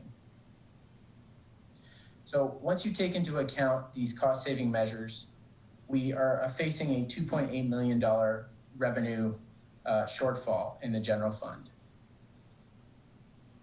Taking that into account, our revenue shortfall as of right now is actually $1.5 million. And that's, I just misspoke, forgive me. The $2.8 million is the savings that we generated through phase 1 and phase 2. And you'll notice this utility taxes Q1 adjustment. This is an adjustment that ties to receipts for cable TV, garbage, and franchise fees that we received in the beginning of May, yet they are posted in March, back in March, because they tie to the first quarter. So when I completed the revenue forecast initially, I missed these specific revenues and we account for them here. So when you take into account the savings generated from phase 1 and phase 2, as well as these newfounded revenues that I missed, we're looking at a $1.56, $1.57 million remaining revenue shortfall. So that is what we're trying to close here forward. So as part of phase 3, staff was able to identify savings of $1.2 million. I'm going to go through these sequentially to give some background into how we came up with this figure. Each month, the departments pay into the equipment rental fund, and this fund pays for city vehicles and heavy equipment. It's departments pay 2 fees each month. The first is a fee for maintenance and operation for fuel, parts, insurance, and mechanical support for using vehicles. The second fee contributes to a reserve within the fund that pays for the future replacement of vehicles and equipment once they are at the end of their useful life. And so for 2020, the general fund was slated to pay $330,000 towards the future cost of replacing vehicles and heavy equipment that are going to eventually meet the end of their useful life. And so staff's recommendation is to defer the majority of this payment, $277,000, that's going to stay in the general fund. The replacement contributions tied to police cars would remain in effect, and that's because based on experience, deferring patrol car replacement would have a significantly negative impact on the safety and reliability of these vehicles. This comes at a cost, and based on what we're experiencing at this point and the reduced activity and the reduced usage of city vehicles, staff feels that we can defer this cost and hopefully make up the savings now, and we'll be responsive to our maintaining our equipment in the future. And that might be through increasing the fee in future years, but given the inactivity right now and that we've never experienced this kind of, this duration of inactivity for our fleet, we really don't know what to expect. So we'll be keeping a close eye on these assets. In early May, the leadership team reviewed the city's operational budget, and each department evaluated expenditure actuals through April and the anticipated expenses through the end of the year as a result of this new reality and work that we can accomplish through the end of the year. And so we came up with one-time savings, and this includes postponing work on the ADA transition plan. Though we have the financial resources, the staffing resources are very limited to do this work. Savings in the general liability and property insurance premiums generates significant savings. Given the inactivity at the community center, staff has deferred the annual contribution to replace equipment and furnishings at the community center without posing a detriment to the equipment and furnishings given the inactivity we're experiencing. The reserve to replace public safety radio equipment has enough funding to forgo the 2020 contribution and safely maintain and operate our current equipment. With savings from dispatch services through the Northeast King County Regional Public Safety Communication Agency, I think I got that right. The result of this effort yields one-time savings of just over $500,000. Matt, if I could chime in here real quick, and Luan, you'll correct me if I misspeak. Item number 2 and 5 on this list, so the liability and property insurance premium and the payment to Norcom, those are already savings that we've realized. So we've paid the bill in 2020 and we budgeted for more than what we needed to spend. So I just wanted to clarify those 2 items. These are actual savings for this year. Thank you, Jesse.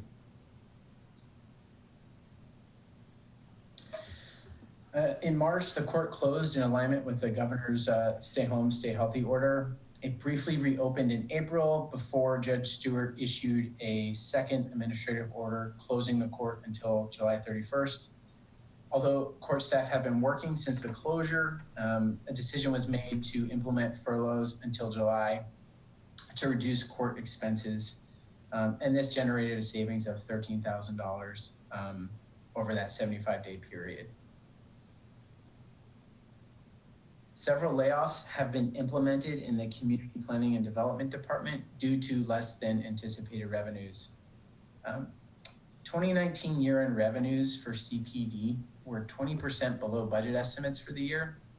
And this downward trend continued into the first quarter of 2020. At present, there are a handful of projects in the pipeline and that may move forward, while routine permit applications have somewhat slowed. And so staff has anticipated that this recent trend will carry through 2020. And in our forecast, we assumed a 30% decline in permit revenues through the end of 2020. The positions within CPD that were eliminated are both represented and they're non-represented, and they include 1 contract employee. And these reductions generate a savings to the general fund of $389,000 for the remainder of 2020. On June 2nd, Council authorized the use of up to $300,000 for the compensated absences reserve, and this ties to paying for one-time end of employment cash outs for accrued benefits. Staff estimates a fully burdened unemployment cost tied to phase 3 of $134,000. And I misspoke again. I'm referring to the unemployment reserve, not the compensated absences reserve. Forgive me. So this slide is about the unemployment costs tied with layoffs from phase 3. This estimate of $134,000 is the maximum amount the city may be liable to pay. However, actual unemployment costs are very unpredictable. As I've mentioned before, the reimbursement mechanism is still being worked out from the federal government through the state's Employment Security Department, but we are counting on that 50% reimbursement for what the city is going to have to pay on unemployment costs between March and December of this year. And so finally, the compensated absences reserve. On June 2nd, council authorized staff to use the compensated absences reserve to pay for end of employment cash outs. As a result of phase 3 cost saving measures, we expect the one-time benefit cash outs to cost roughly $28,000, and we will be sure to charge those expenses to the reserve.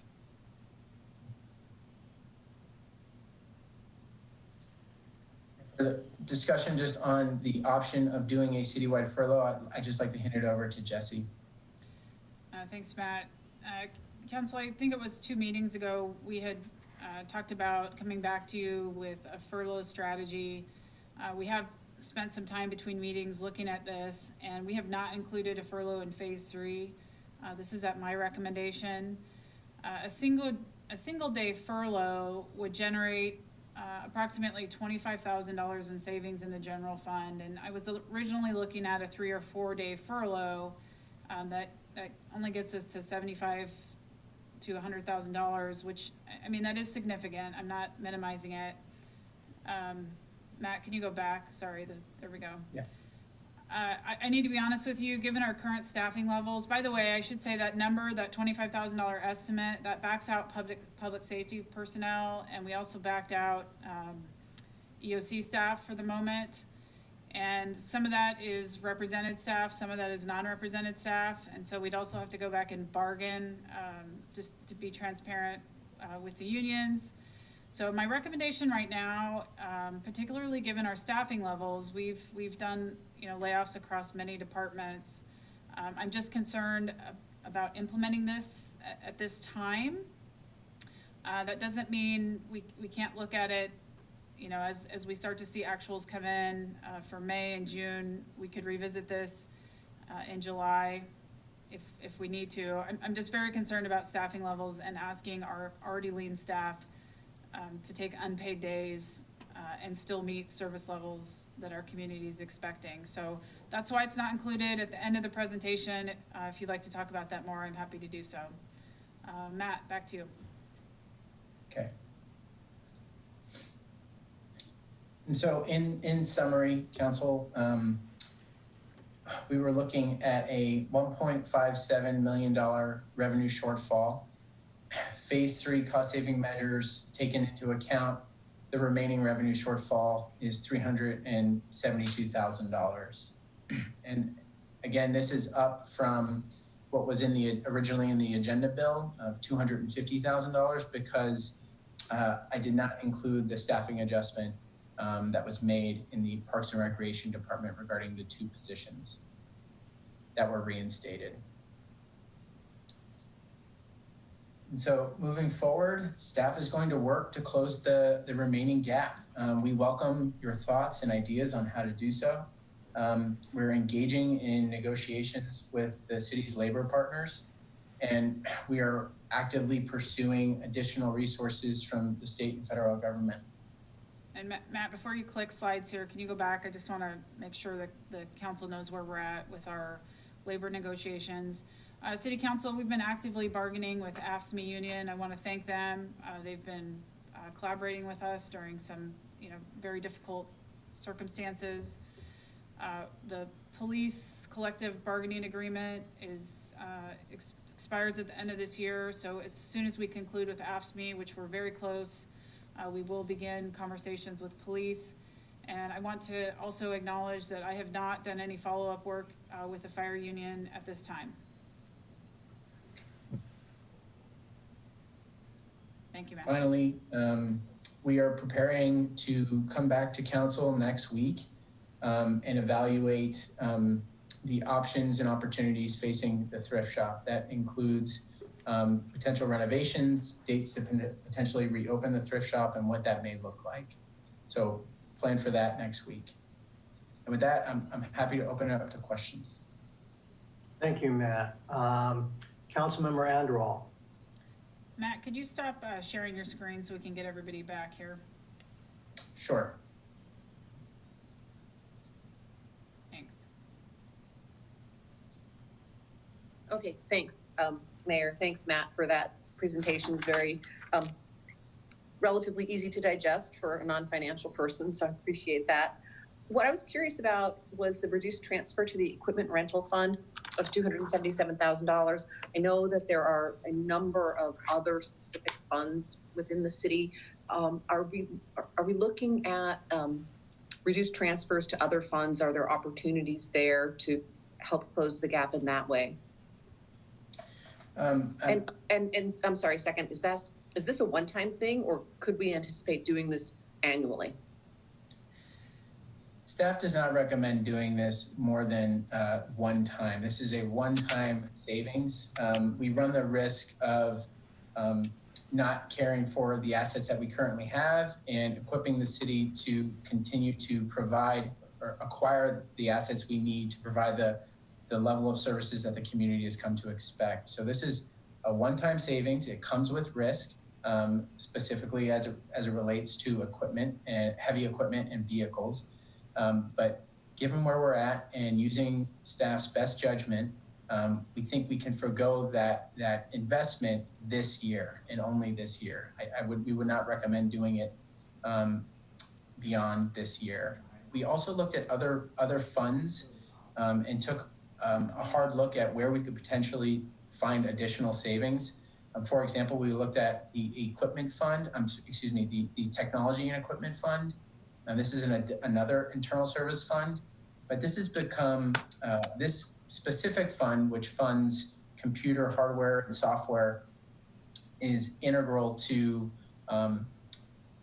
working remotely, and it has been heavily used over the past few months. And we anticipate, given the workload ahead in the projects that are scheduled within the capital improvement program that relate to technology, we're going to rely heavily on that fund. So we made the decision not to include parsing out potential or pulling back on investments into that fund from the general fund this year.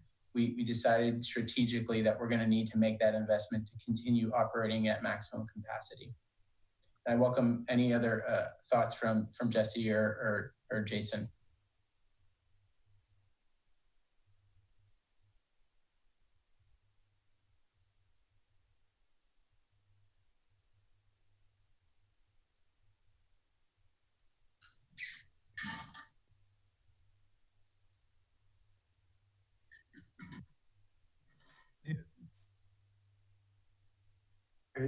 Jesse, just Jason real quick. The only thing I would say on the fleet fund too, Councilman Randall, is as we develop the 2021-22 budget, we look at each piece of equipment in the fleet fund, and if we can find an opportunity to stretch a vehicle beyond the projected 10-year life cycle, we'll look at that as we develop the 2021-2022 budget.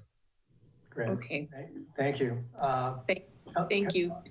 I would be curious, maybe some follow-up about next time we talk about this, some of the other funds that were looked at and whether there are opportunities or why there aren't opportunities to do a similar reduction on a transfer to specific funds. Great, thank you. Councilmember Neese. So Matt, first I'm going to start with a comment because you have made a statement that the community has come to expect a certain level of service effectively from the fleet. And I think that's got to go out the window. And I don't actually think it's a true statement anymore. I think if there are things in the fleet that we don't have and we don't foresee having the staff to support or use, that we should consider in the next biennium selling those assets and then reducing the size of the fleet. So I think there is a fleet size reduction discussion to occur, which would then have future implications on the rate the general fund pays to support the fleet. But I don't think that we should message to the public intentionally or unintentionally that the fleet is static and we're going to be keeping it no matter what. The question I had, though, was around the municipal court and the savings. So we know that the municipal court has a contract with the prosecutor, a contract with the defense, defense lawyers. So I guess when the court is closed, those costs go to zero, I presume, because they're paid by appearances or by cases. The fixed cost would be your judge, your clerk, the fixed costs in operating or even just having the court sitting there, used or unused. Can you talk in more detail about why the savings is so low when it seems like a furlough of that length might generate some savings in excess of 13,000? The furloughs were actually, and Ally, I'm going to ask you to jump in here. Ally coordinates with our court staff.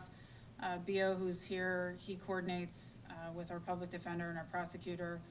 The furloughs are shortened duration. We did not implement them until, Ally, I need your help here.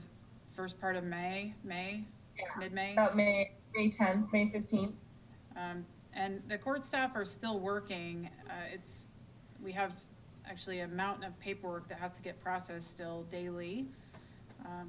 So we scaled them back once we realized that court wasn't going to reopen, but the savings are short duration, only projected through the end of July. So is our judge still working or just the staff? Our judge is still working, yes. He has to be available still to support police needs and other things. And can anybody talk to the nature of closing the court for such an extensive period of time when other departments in the city are operating? I mean, I understand with social distancing and with the nature of court where you tell people when to come and if to come. Is there not a way to operate it? There wasn't an easy way to operate. The judge has been working regionally and statewide and making a decision and collaborating with us. At the time, we were still under phase 1 restrictions, which made it very difficult to have anyone in the building.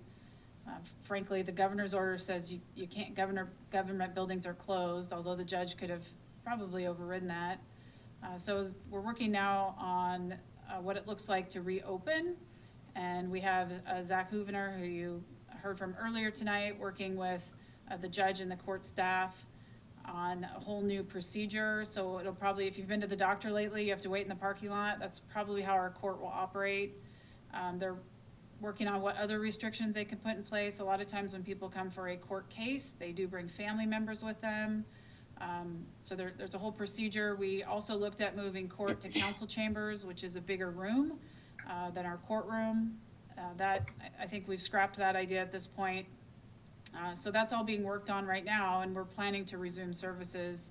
We're also looking at going to 2 days of Mercer Island Municipal Court instead of 1, just to get caught up on the backlog. So that's some of the things on the table. Is there any inclination to have the conversation about just wrapping up the court and outsourcing that instead of trying to bring it back? There's no way I could do that work in a timely manner. If that is something that council would like to consider reviewing, I would need to look at it into a future biennium. Okay, thanks. Thank you. Deputy Mayor White. Yeah, so thank you for all of this overview, Matt. I'm just curious how confident you are in your assumptions around sales taxes coming in at the level that you think, and how soon we might be able to get Parks and Rec back online, and that CPD activity is going to be down 30%. Because if any one of your assumptions is off, that could be good news or bad news, depending on how that affects this really tight budget. So could you just speak to the confidence that you have in these assumptions that you've built into the model? The most confidence I have in the single assumption is that the forecast that I provided is going to be wrong. So that's where I can promise you that.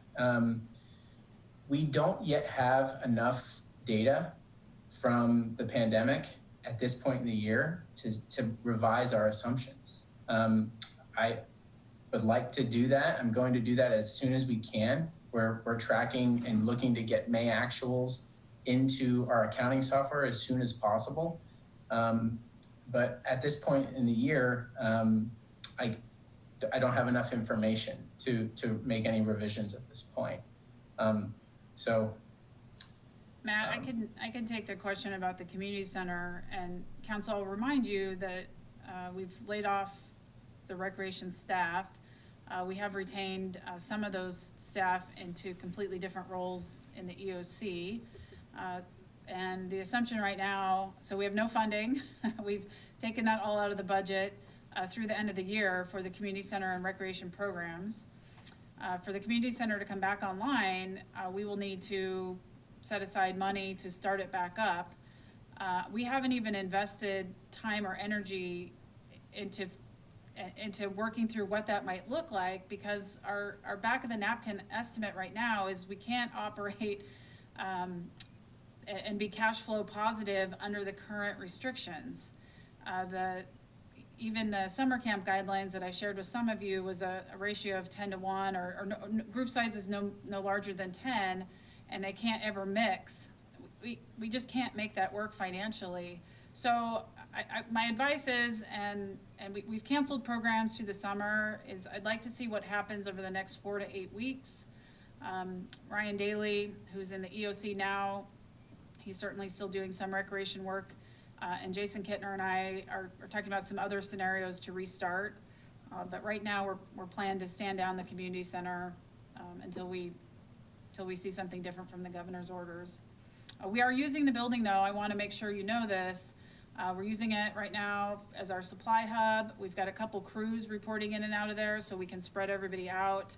And occasionally when we do need to meet as a staff, we go there into the Mercer room and spread out. So it's not entirely idle. Anyway. And then permitting revenues, they're down. They were down last year. I think Matt and Evan, if he's around on this call, we were anticipating being down before the pandemic. And right now, single family construction is probably on pace with where we expected to be. There's a lot of catch-up working happening right now. The Jinghua project, which is a big project, is still hanging out in the wings. It's come in, but not moving forward. That doesn't mean it won't. It's just we haven't gotten to the public hearing yet. The ball is in their court, I think, if it's fair to say. So that one's a little harder to predict. When you talk to the builders, they're moving, they're working hard. Our revenues are still down. That's my non-technical planning report, by the way. If you want something more technical, I'll have to get Evan on. Yeah, so on the line. Oh, thanks, Evan. So, pardon me, Go ahead, City Evan. Council, this is Evan Maxim, your CPD director. I actually think Jesse has summed this up pretty accurately. We had originally anticipated that 2020 would see some of the projects materialize that would offset some of our revenue shortfall last year. No one anticipated COVID-19 and its effect. Permit volumes are running at about 75 to 80% for 2020 compared to what we forecast. And obviously our permit revenues are down. The big question, I think, in my mind is what the remainder of the year will look like. Talking to the building industry and looking at essentially the demand in this region for residential growth, which is our predominant product, those both seem positive. The Master Builders Association is convinced that we'll see a rebound in residential construction, or at least that the market would support a rebound. What's not real clear is where the lending industry is at. So I'll pipe back down unless there are questions for me. Great.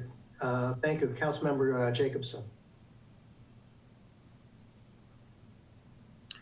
Yes, I have a couple of questions. Number one has to do with the municipal court. And I believe Councilmember Neese asked the question about haven't we realized savings for both prosecution and defense, those costs for which I assume would have been budgeted. So aren't there some savings in that? Because my recollection is, in looking at the payables, we've been paying, we we have up to recently anyway, been paying these people on a continuing basis. So that's question number one. And I can lay out all of them, or you can answer them right now, whatever you prefer to do it. Let's answer that one, Bio. So the public defender's cost have been, we pay the public defender per case. So there's been no cost thus far during the court shutdown for the public defender. Now, we do anticipate when the court opens back up that those costs are going to go up again to make up for the cases that haven't been heard. So as a result, we did not adjust the budget for that. And remember, we're looking at going to 2-day municipal court to try to catch up with the backlog. Yeah. So we're just deferring expense is what we're talking about here. Exactly. Okay. And the prosecutors, their contract is a flat rate per month. Right now, they're still working with the police to file cases that come in and doing discovery and working with the court in pretrial matters, including discovery. However, that the workload there is lower.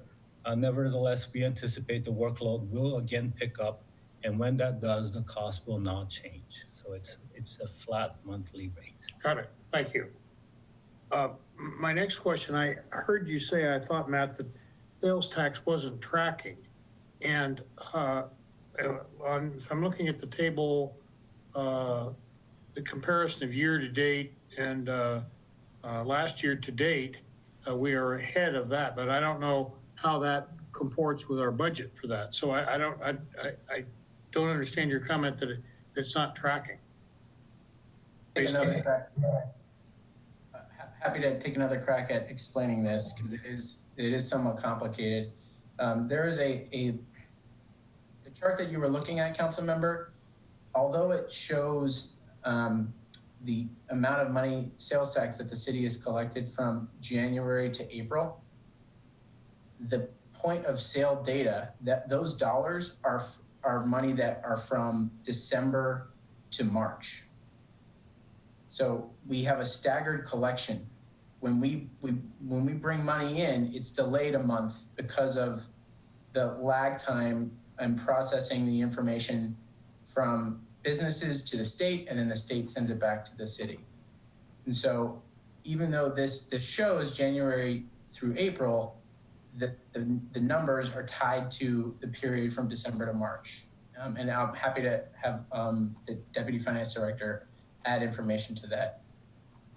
Well, then on this chart that's on page 8, isn't that what you just told us true with 2019? Yeah. In other words, are we comparing apples to apples here? Yeah, this is Deputy Finance Director LaJuan Tuttle. And just to clarify, I think what Matt's saying, what we're seeing through April of 2020 is that we are pacing with budget. So we are actually in line with where we were at the same point last year. So what I think to your point, Councilmember Jacobson, what you're looking at for the first quarter and then with additional April, we are on track with budget. So we are consistent year over year. I think what Matt's point is that as we go further into the year, we're going to start to see those revenues come down based on the impacts of COVID. I think what Matt's trying to make the point of is that we are not yet seeing the impacts of COVID due to the delay in when we actually get sales tax revenues versus when they're collected at point of sale. Based on where we are today, we're not seeing the full impacts of COVID. We are still tracking with budget, but the future will, the next quarter will tell whether or not it'll continue. So the revenue we've collected is through the end of March, even though it's reported. I understand that. Yeah, and I just remind you that I don't have the date off the top of my head. I think the governor's stay-home order went into effect at the end of March. So even though we closed some of our facilities mid-March, I think some businesses and such stayed open still up until maybe, I think it was March 25th. It was mid-March, yeah.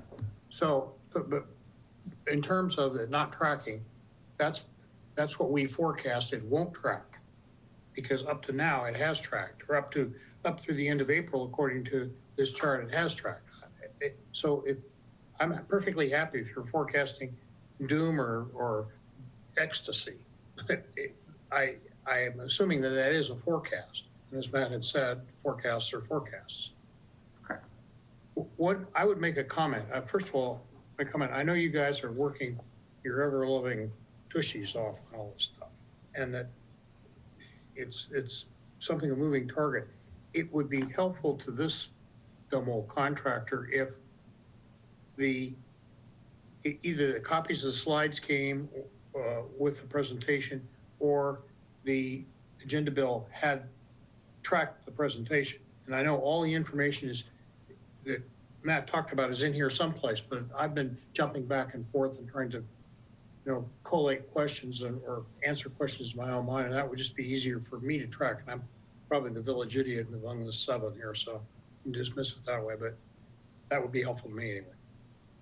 Okay, thank you. Thank you for all the work you're doing on this. It ain't easy. Before we go to the next round of questions, I actually have a question. This is, I guess, for Matt and maybe for Jason. I know Councilmember Anderl had mentioned about other funds.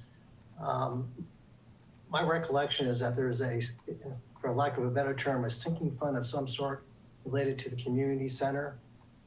Is my recollection correct? And if so, was that fund looked at as a possible source of reduced or used? That was on the list, Mayor Wong. That was the MICEC sinking fund, the 58,000. It was 58,000 reduction. So that is, okay, so thank you, okay. And then can I just ask a question relative to the savings from the insurance premiums, which you said that we have actually realized? I'm just curious why we actually got that savings. Is it a better claims history? Do we know? So this is Lawan Tuttle, your Deputy Finance Director. I think ultimately it was just we anticipated increases higher than they came in for the first year of the biennium, and also just the allocation of how much of that premium is owned by the utility funds. So ultimately we were just over budgeted based on what we paid. So it's an actual realized savings versus budget. Okay, thank you. Councilmember Anderl. Thanks. Is there been any consideration of whether any REIT funds that we anticipate to be receiving, including that associated with the sale of the farmers building, could be used to bridge the general fund gap or shortfall at this point? I know that REIT funds are somewhat restricted in their use, and I can never remember what those restrictions are, but is that an option at all? Thank you for the question, Council Member. No, REIT funds are restricted. They're divided into two groups.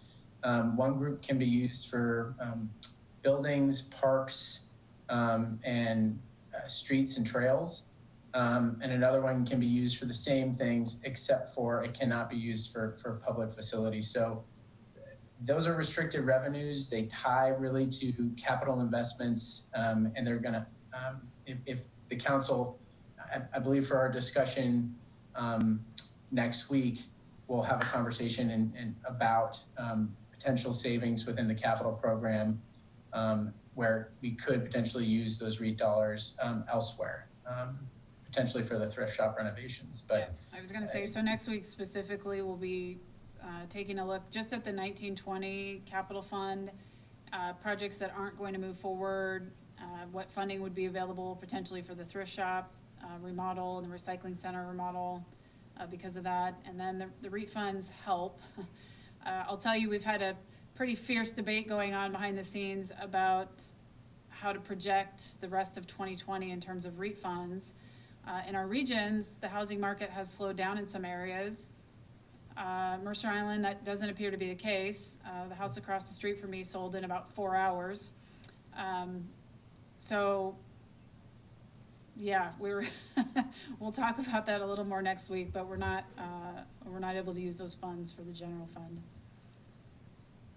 Okay, thank you. Councilmember Neese. So Matt, I wanted to recommend that you look very carefully at the data that's occurring right now relative to REIT, because REIT maintenance is something that can be done. And so what my understanding was that REIT funds could be used for the maintenance of a capital facility, but not the operations of the capital facility. And so in all of the city closures, what you have is, from a data perspective, a really unique picture of 100% maintenance because nothing's operating. So whatever you're spending for the month of April, whatever you spend in May, the fields were closed, the tennis courts were closed, the community center's been closed, everything's closed. So any dollar that is in your budget, your cash expenditures, you have a pretty good litmus test to say, that is my baseline maintenance of my capitals, assuming the job is related to a capital facility. That is not operations, that's maintenance. And I think that there has been robust discussion about using it for that, and that it has been used for that, but it's at the threshold, which I think is capped at some percent. I don't know, Luan might remember, 25%. There should be probably a circle back in the next biennium on what did we spend during this period of time, and is that fully flushed out? Because the council will keep coming back to that. Okay, that feedback is appreciated. I'll look into it. Thanks. Thank you. Councilmember Rosenbaum. Thanks. Thanks, Matt. Thanks everyone on the team for putting this together. Just want to echo a little bit what Jake said. Matt and I had a chance to talk earlier, but for next week, it'd be really helpful to get those materials as early as possible. I know you guys are up against tremendous deadlines and tremendous stress, and I appreciate all the work you're doing and recognize that. But you know, my understanding is that next week we're gonna have some pretty serious decisions to make. So the sooner we can get the materials and the sooner we can get feedback from the community, the better. I think it'd just be helpful. I know we're all juggling a lot right now, working at home and trying to figure out exactly which end is up. That'd be really helpful to try to get that early. I don't have a question. I just want to say thanks for your work. Look forward to seeing this next. So, Council, I just need to be honest and bare my soul here a little bit. I can't get the PowerPoint to you much before the meeting. I just need to be honest. We are literally going meeting to meeting. In fact, Matt and I were working on a slide during the ARCH presentation of this presentation. So I can't make the turn right now. I will work on it. I will happy to get you the PDF of the presentation as soon as we can. Generally, everything's in the agenda bill. When we get back to maybe a pace that's a little more manageable for us, it's something we can talk about. I hear what you're saying, and please bear with me. Just to clarify what I mean is not so much about the presentation itself, because I think that's something that we can kind of digest as it's being presented. I mean more around decision points that we have, just because I think those are a little more complicated and obviously dictate going forward, just so we're not getting those as early as we can. That's my only request. Completely understand that there's a lot of last minute prep, and obviously it's really important to get this right. So if you're feeling that something was left out of the agenda bill, you know, please reach out to me offline and I'll look into it. We try to get the text portion of the material pulled together and out. We're trying to hit Wednesdays, and then the PowerPoint usually comes later, and it gets nuanced based on just feedback and discussions we're having between then and the meeting. Yeah, I completely understand the challenges. Great, thank you. Councilmember Reynolds. A couple of things. One, I want to agree with Councilmember Neese that I think it's appropriate to do a review when the dust settles a little bit about fleet size and make sure it's appropriately right size. I don't have an opinion either way as to whether it is or not. That just seems like something we should do periodically. Also want to note I'm a little nervous about the deferring the payment into the fleet fund as we have it, because essentially what we're doing is rolling the dice on that, because delaying purchase of new vehicles is probably correlated with increased maintenance costs. And I would presume, and perhaps incorrectly, that at some point somebody's done an analysis and determined that the holding period for these vehicles is being optimized to trade off the maintenance costs and reliability versus savings. So we have to make sure we don't overshoot that goal. And I think it's probably necessary and appropriate to borrow a little bit from the future, but that's effectively what we're doing by delaying the fleet payments here. Also make a general comment to call out and thank Matt. I spent a fair amount of time going through the proposal, and I want to point out something that's not often recognized in the community, to echo what he said. George Box once said that all models are wrong, but some models are useful. And a budget is the best example of that out there, I think, where we know it won't be 100% right, but the learnings that we get from adjusting and adapting to the revised budget as the situation evolves and learning why it's off, the variance analysis is where the information comes. And the last thing I would say is recognizing that getting the decks out in advance is very hard. I know there are sometimes changes between the time that the agenda bill comes out and then the final deck is put together. So it would be very helpful to get the decks distributed after the fact, if nothing else. And I'd love to see that and have that for my files and keep me from asking embarrassing questions afterwards when I think things have changed between one meeting and another, and they really have. Thank you. I want to just mention something about the fleet fund. I totally agree. Going into the next biennium, we may have fewer staff and therefore a need for fewer vehicles. I don't want to count our chickens before they hatch, though. But please keep in mind that one of the COVID-19 pandemic realities is we used to travel multiple staff to a maintenance vehicle, and in most cases, we have to travel one staff to a vehicle right now. That could be with us for a while. So while I'll take park maintenance, we have far fewer maintenance staff working right now, but we also have staff traveling one person to a truck. And so this is all just, these are things we need to evaluate. That's a short-term comment. The pandemic will hopefully, the restrictions will lift at some point, but that is the reason Jason and I just got quickly overwhelmed and said we can't address the right sizing the fleet conversation right now, but we agree it needs to be looked at. So just a little operating nuance I wanted to make sure everybody was aware of.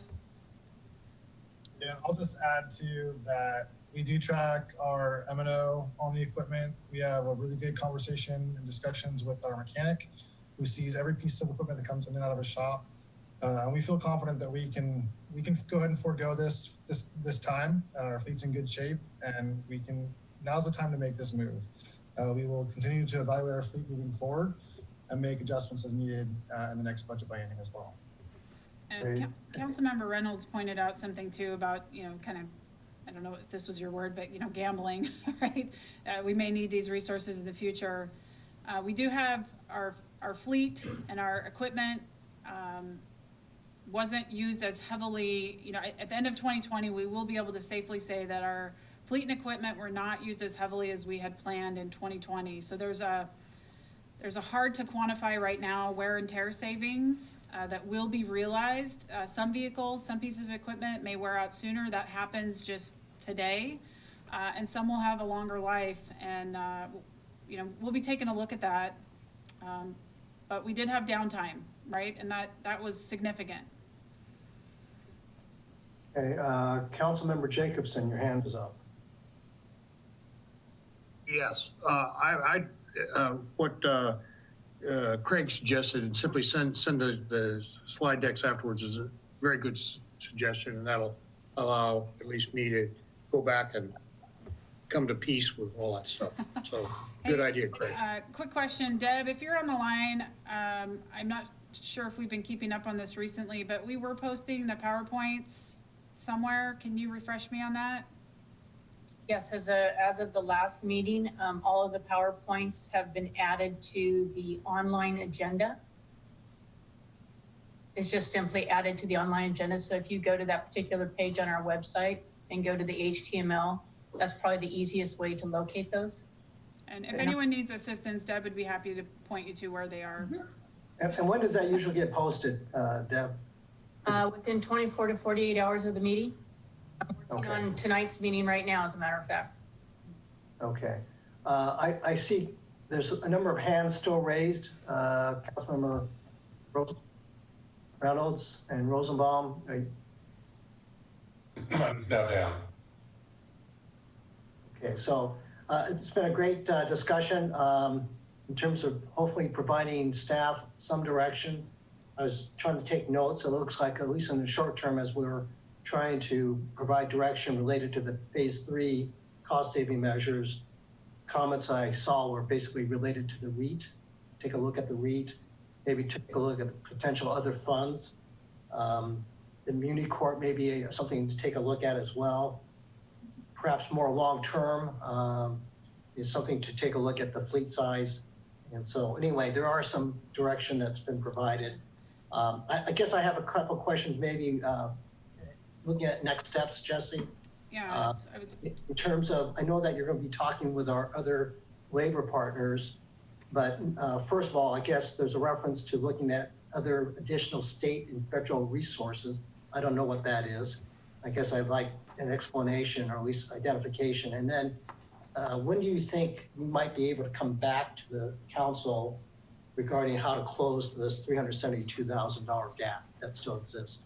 yeah, so let's talk about, let's roadmap a little bit the rest of 2020. I am not recommending at this time any further layoffs unless we're going to really talk about level of service reduction. So I'm talking about total layoffs. We may, I was looking tonight for just to gauge where the city council is at regarding the remaining gap. I, for one, and we had a discussion about sales tax in particular, I would like to see another month of actuals to get a sense of where our projections were at. So this time next month, we should have a sense of sales tax for April. And that will help us understand what sales tax from actual receipts from April and actual receipts from May are looking like. And we can update, I'm gonna hesitate to say update our forecast because that's actually a big model that has to be updated, but we can update our assumptions for 2020. So probably at the end of July, and I'll need to look at, I'll need to talk to Luana and Matt a little more about the calendar. We will be coming to you, it might be a first meeting in August if we decide to meet in August actually. We'll be coming to you with the second quarter finance report. That is the night that we do the second quarter finance report is when I would anticipate bringing our next budget amending ordinance. So that ordinance would capture everything that we've discussed tonight, the savings, it would memorialize it. And by then we'll have more data to talk about how do we need to close the rest of the gap. I'll remind you, you also have the option of using contingency funds for that remaining gap. But I'd like another month to tick by to see where our actuals are at. Also, just a quick follow-up on where we are in the capital project exercise. So the TIP comes back to you next week. The rest of the capital project discussion will move to the fall. We were going to try to do that this spring prior to the pandemic, but we just can't. So it will go back to the way it used to be. That will be a part of our 2021-22 budget discussions this fall. To Councilmember Neese's point, that may also be the opportunity that we can talk about alternative uses for REIT. And we'll obviously review the capital project list, the 6-year list at that time as well. So a couple, so next week thrift shop, either end of July, first week of August, second quarter finance report with budget amending ordinance. We'll have data through June at that point. And then out to the fall for the biennial budget, the capital budget discussion, REIT. I think the fleet fund work, I mean, we just got to get some capacity. That could be this fall. It could be a work item that you tell us to revisit into the next biennium. And then I think the municipal court, that's something that the council needs to direct me to work on. That could also be part of your biennial budget discussion this fall. I have to mute my. Sorry. Jesse, what about, again, this reference to additional state and federal resources? Is there anything new that we haven't previously discussed? No, nothing specific. I'll just mention that, it's been an interesting year with the pandemic. We've had resources become available that we didn't anticipate. And, across all the lines of businesses, all the lines of business that we steward, we're still hearing about opportunities here and there. So as those come up, we're evaluating them. We have a staff person that's basically dedicated to finances related to the pandemic. And then we would bring them to the council for consideration. Yeah, so there's nothing else in the pipeline that I haven't already shared with you. It's important to know that, the federal government even is discussing additional funding options. I don't know if they'll materialize. So that's what we're keeping our eye on. Great, thank you. Again, a really good discussion, and again, I think the entire council I know appreciates all the hard work by the staff. And so thank you for that. Now we are moving to the next item of our, actually it's the last item of our regular business. It's Agenda Bill 5713, City Council Direction on Proposed Public Issues Committee recommendations to the SCA Board of Directors. And so I guess I am, Councilmember Rosenbaum is the alternate. I am currently the city's representative onto the PIC. And in the packet, you were provided two items that the PIC is looking for directions to give to the SCA Board of Directors. Again, Deputy Weicker happens to be on the SCA board. So in some respects, we're trying to give her direction as well. But there's two issues. And again, materials were provided to you and I hope that you've had a chance to look at them. But one item was simply, if we have, as a council, do we have a recommendation that we want to make to the PIC relative to the issue of solid waste tonnage rate? And again, the PIC last month encouraged the county, or wants to encourage the county, not to raise the rates. And again, of course, they did raise the rate for the sewer, but we still have outstanding the issue of solid waste. And so, I don't know, council, if you have any feelings one way or the other, but again, the last PIC meeting, the representatives were leaning towards recommending to the SCA board that there be no rate increase. But we've also received some information from the solid waste folks where they're asking for an 8% increase this year and maybe another 6% next year. Councilmember Anderall. Well, I was just going to say, I support no increase. I mean, right now we've got people who are subject to these, you know, where these fees will be passed along, who are having, you know, financial stress. If there is a way that King County can manage without a rate increase this year, I think that would be the right way to go. I mean, there's a lot of things that have to be foregone right now. Thank you. Does anybody else have a comment or direction they want to give? Councilmember Jacobson. I concur with what Councilmember Andrew had to say. And some of the materials, and I was flailing around trying to find where it said it. There's some mention by King County about, oh, well, we've done all this. You know, we've cut the budget, and we've done this and that, and we're still in hock. And I didn't see the evidence to support that proposition other than just a bald statement. And I think it's unconscionable to be raising taxes on things 15% in 2 years or whatever that amount is. And I think it's just, or 14%. I think that's excessive, and I think King County should have to tighten its belt just the way we have, individually and collectively on Mercer Island. Thank you. Councilmember Neese. So I'm feeling like I'm lacking substance and background on the issue, and I'm wondering, Wendy, this is your enlighten us. I mean, do you have a professional inside view on how the industry is reacting to the pandemic and how the county is mandated to deal with waste? We're not stopping producing waste. So I'm in a bit of a tricky spot here because I'm employed in the solid waste industry and I serve on the King County Solid Waste Advisory Board, or at least I will shortly at some point, given that employment status. And I know from my involvement with SCA that a lot of cities are hurting and in similar budget crises like we are. So cities are doing what they can to tighten their belts, and King County is doing what they can to tighten their belt. That said, infrastructure and maintenance and operations is expensive, and the county does work just like we do work in our utilities. So it's a difficult conversation and decision around, do you pay now or do you pay later to sustain our infrastructure? So there's a ton of information out there.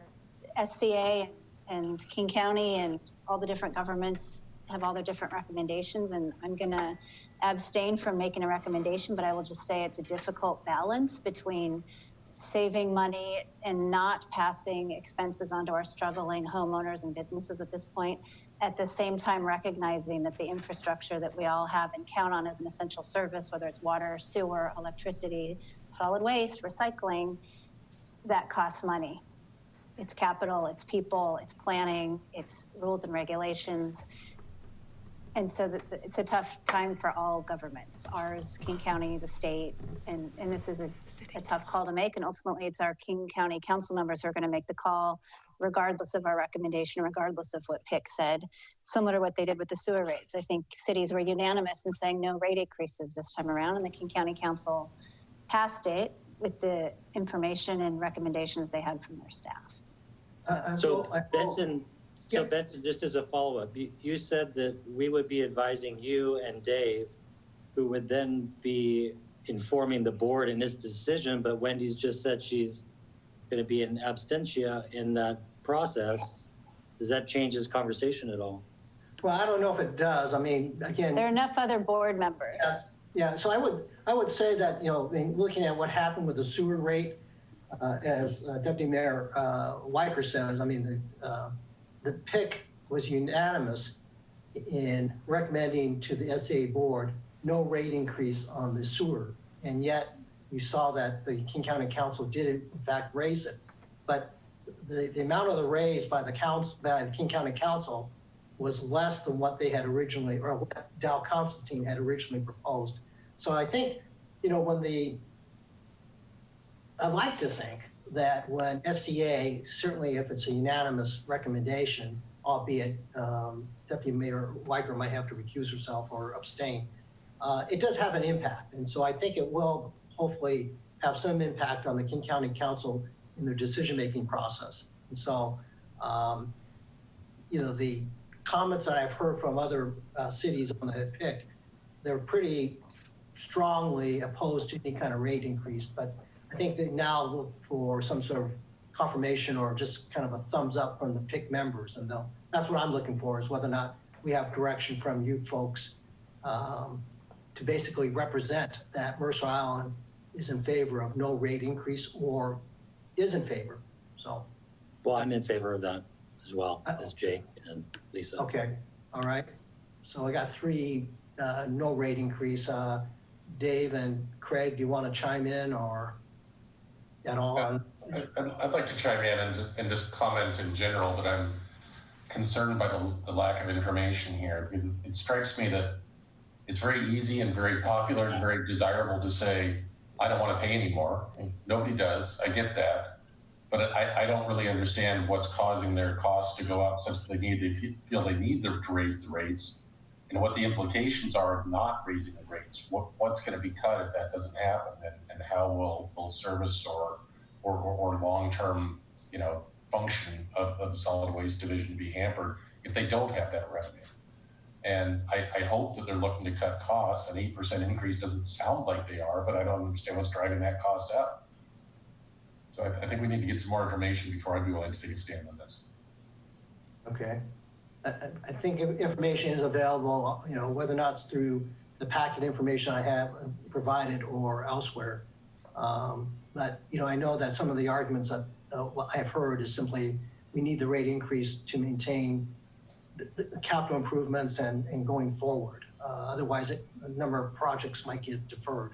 So, but there's probably other reasons for why they are advocating for a rate increase. Again, Deputy Mayor Weicker, if you have anything new or some additional information might be helpful. I'll add that the King County Solid Waste Division is maintaining transfer stations and maintaining a landfill and paying staff to talk about recycling and to help manage rates that people pay to dispose of their trash and recycling. So they're a regular operation, just like any water system or sewer system. There are personnel costs, there are capital costs, there's maintenance and operations, and there's new construction, new capital projects. So, you know, they had a plan, and the rate increase is sort of according to plan. We've raised our rates and our utilities for years too. I don't know what our latest utility rate increases on water and sewer. I'm sure Jason could tell us. If we didn't do it, we couldn't do a couple of capital projects. We'd have to pick and choose which pump stations would get the attention. Do you proactively maintain your system, or do you reactively deal with it when there's a water main break like we saw last week? Those are the trade-offs in how you maintain and operate your system with the rates and the funding that you have. Yeah, I guess just naively, I would have assumed that their operating costs should reasonably track the rate of inflation. And in terms of capital projects, I would have assumed that those would have kind of a regular plan budgeting process. And to the extent that they're going up dramatically, which 8% kind of is a fairly dramatic increase. And education outreach, right? Yeah. Yeah, they got to explain why they have to do capital projects now that that are out of line with what they're doing already. Okay. Councilmember Rosenbaum. Yeah, I hear what everyone's saying. I'm obviously as alternate, I'll take direction from the council, but I think we should encourage as little rate increase as possible, just given how everyone's tightening their budgets around here. I know we are. So I'll take direction from. If I have the opportunity, I'll take direction from everyone else. But otherwise, I would be opposed to it. Okay. Well, I'm opposed to the rate increase, so that's probably the majority of us. So that'll be the message that we deliver tomorrow at the PIC meeting. The last item is on the legislative agenda. And again, as you well know, it looks like a special session will be called by the governor sometime, in fact, maybe this month. And so SEA wants to get out a legislative agenda of its priorities to the state legislature, and basically what they've done is they pretty much are using the AWC legislative agendas priorities, and I am just looking. You have that in front of you, and the question is whether or not, again, should the PIC recommend to the SEA board that it adopt the AWC legislative priorities. So hopefully that's clear. And so there's this is a coordinated effort here. And so all we're trying to do is whether or not to recommend that the PIC recommend to the SAA board that it adopt the AWC legislative agenda. Councilmember Reynolds, I guess. That was an old leftover hand, but I'm sorry. Okay. But I don't have any reason to be opposed to what's listed there. Okay, Councilmember Anderl. Yeah, I was just going to remark that, I don't think it's correct that all cities are aligned on all issues at all times, but I think in this particular case, that these seem like agenda items that every city should be able to get behind. Okay, thank you. Councilmember Neese. So I'm not seeing anything in here about regulatory relief around, sorry, my video stopped. Regulatory relief around any sort of grants. To the extent that the state has control or the legislature has control of grants that have been awarded that came with strings attached, if there's any relief that they can provide to the strings for the period, that might provide some continuity of existing grants that span periods of time. I just don't know how that fits in here. I saw regulatory relief, but it seemed fixated on permitting and land use. There's fiscal flexibility, Salim. Yeah, I think they intentionally probably drafted this. Again, Deputy Mayor is on the AWC board, I guess, but I think they intentionally did this in very broad terms. And I agree that fiscal flexibility language is intended to. Yeah, and so that particular language doesn't really speak to the restrictions to get the funds. It speaks to the restrictions of spending the funds. So if you have to do A, B, C to get the funds, and you could only reasonably do A and B during COVID, well, what I'm seeking relief of is the need for the requirement to complete C.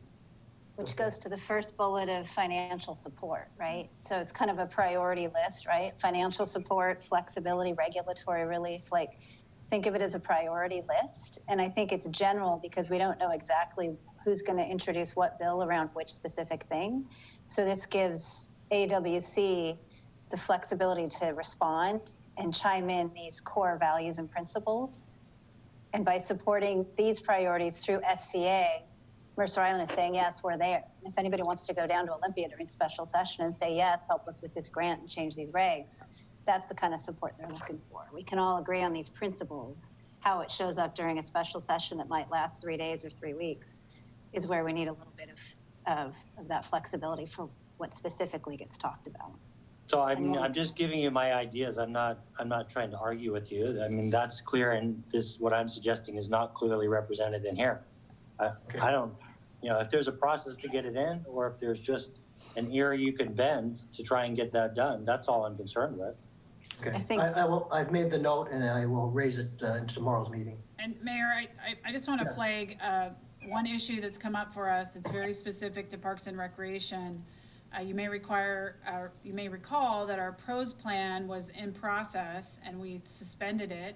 I'm not sure when we will have the staff resources to pick it back up again. To Councilmember Neese's point, if we don't adopt a pros plan by March of 2021, we will not be eligible for the next grant funding cycle. We have reached out to the department that administers the state Parks and Recreation grants. We know we're not the only city in this problem that has this problem. We cannot conduct in-person public process on our pros plan. They haven't done anything about it yet, and so we are at risk of missing another funding cycle.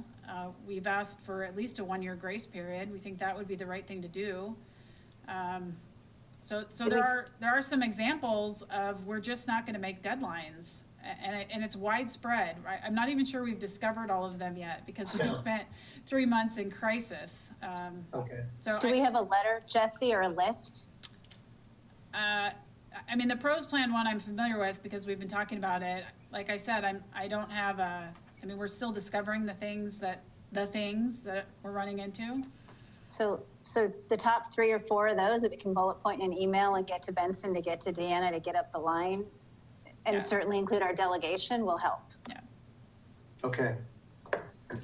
That's a good point. Jess, if you can give me something, that'd be helpful. Otherwise, I'll just try to scribble my notes here and I'll try to bring it up in tomorrow's meeting. Right. Okay. Go ahead. And we should get it to our delegation, Benson. Yeah, we do have a meeting scheduled with them sometime soon, and so definitely we'll. Or send them an email. Yeah.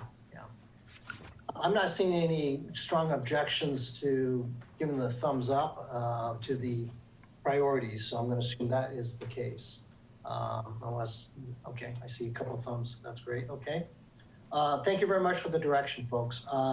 We now turn to other business and the planning schedule. City Manager Jesse Baum. Okay. So we have another meeting next week. I want to thank you, Council, for scheduling this meeting. It relieved the load on the June 16th meeting. We have a couple public hearings extending the interim small cell ordinance. The TIP public hearing is extended, and then we'll conclude. And we'll be asking you to consider adopting the TIP. We'll be talking about the Youth and Family Services Fund, including a discussion around the thrift shop remodel, the recycling center, and then we will have final action on our shoreline master plan. I wanted to mention what you can expect as we head into July and for the rest of the year. After June 16th, we have a 2-week break, which we desperately needed. I'm going to use that break to build out the planning schedule for the rest of the year. And I'll just remind you, this is the first month in 3 months we've been able to do work that wasn't restricted by the necessary and routine situation.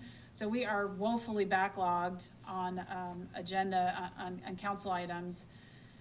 So when I come to you on July 7th, and I'll have Deb add this to the planning schedule, we will review the rest of the 2020 work plan. I will certainly have some recommendations for you in terms of how we prioritize our time.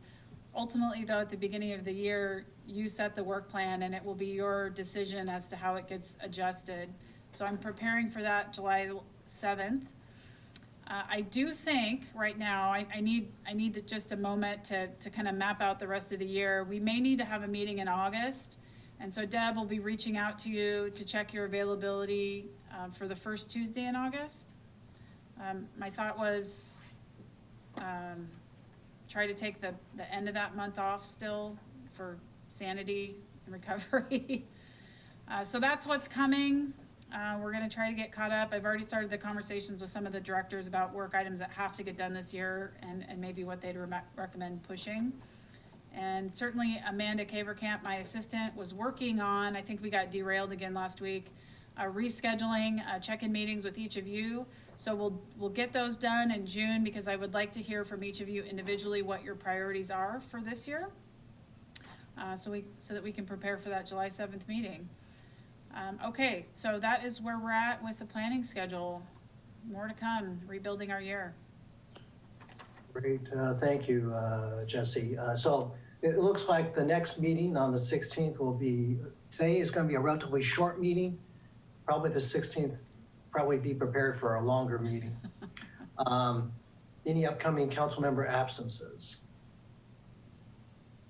Okay, so we now move to council member reports. Again, looking at my screen, I'm going to go with council member Jacobs. Any report, Jake? Jake, you're on mute. Nothing to report. Okay, thank you. Councilmember Reynolds. You're on mute. Craig, you're on mute. I think I was off mute and then turned myself on. I apologize. Just wanted to report on the obvious that we've seen a lot of disruption in the community recently related to the protests and the advent of the George Floyd incident. And I was very pleased to see the proclamation come out this week. I think it was a very important first step. So thank you, Mayor, for doing that.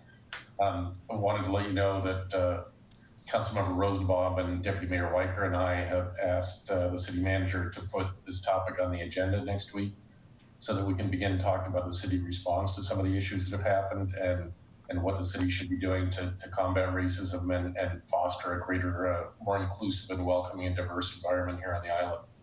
So there will not be an agenda bill on the next meeting, but I hope to at least start the discussion and see if we can figure out where the city should be going on these very important issues. Great, thank you. Deputy Mayor Weicker. I just want to say congratulations to our high school graduates. Today was a really big day for them and not quite the celebration they wanted, but I think the celebrations that they're doing amongst themselves and with their families is a great recognition of their hard work all these years and whatever's next for them as they go forward.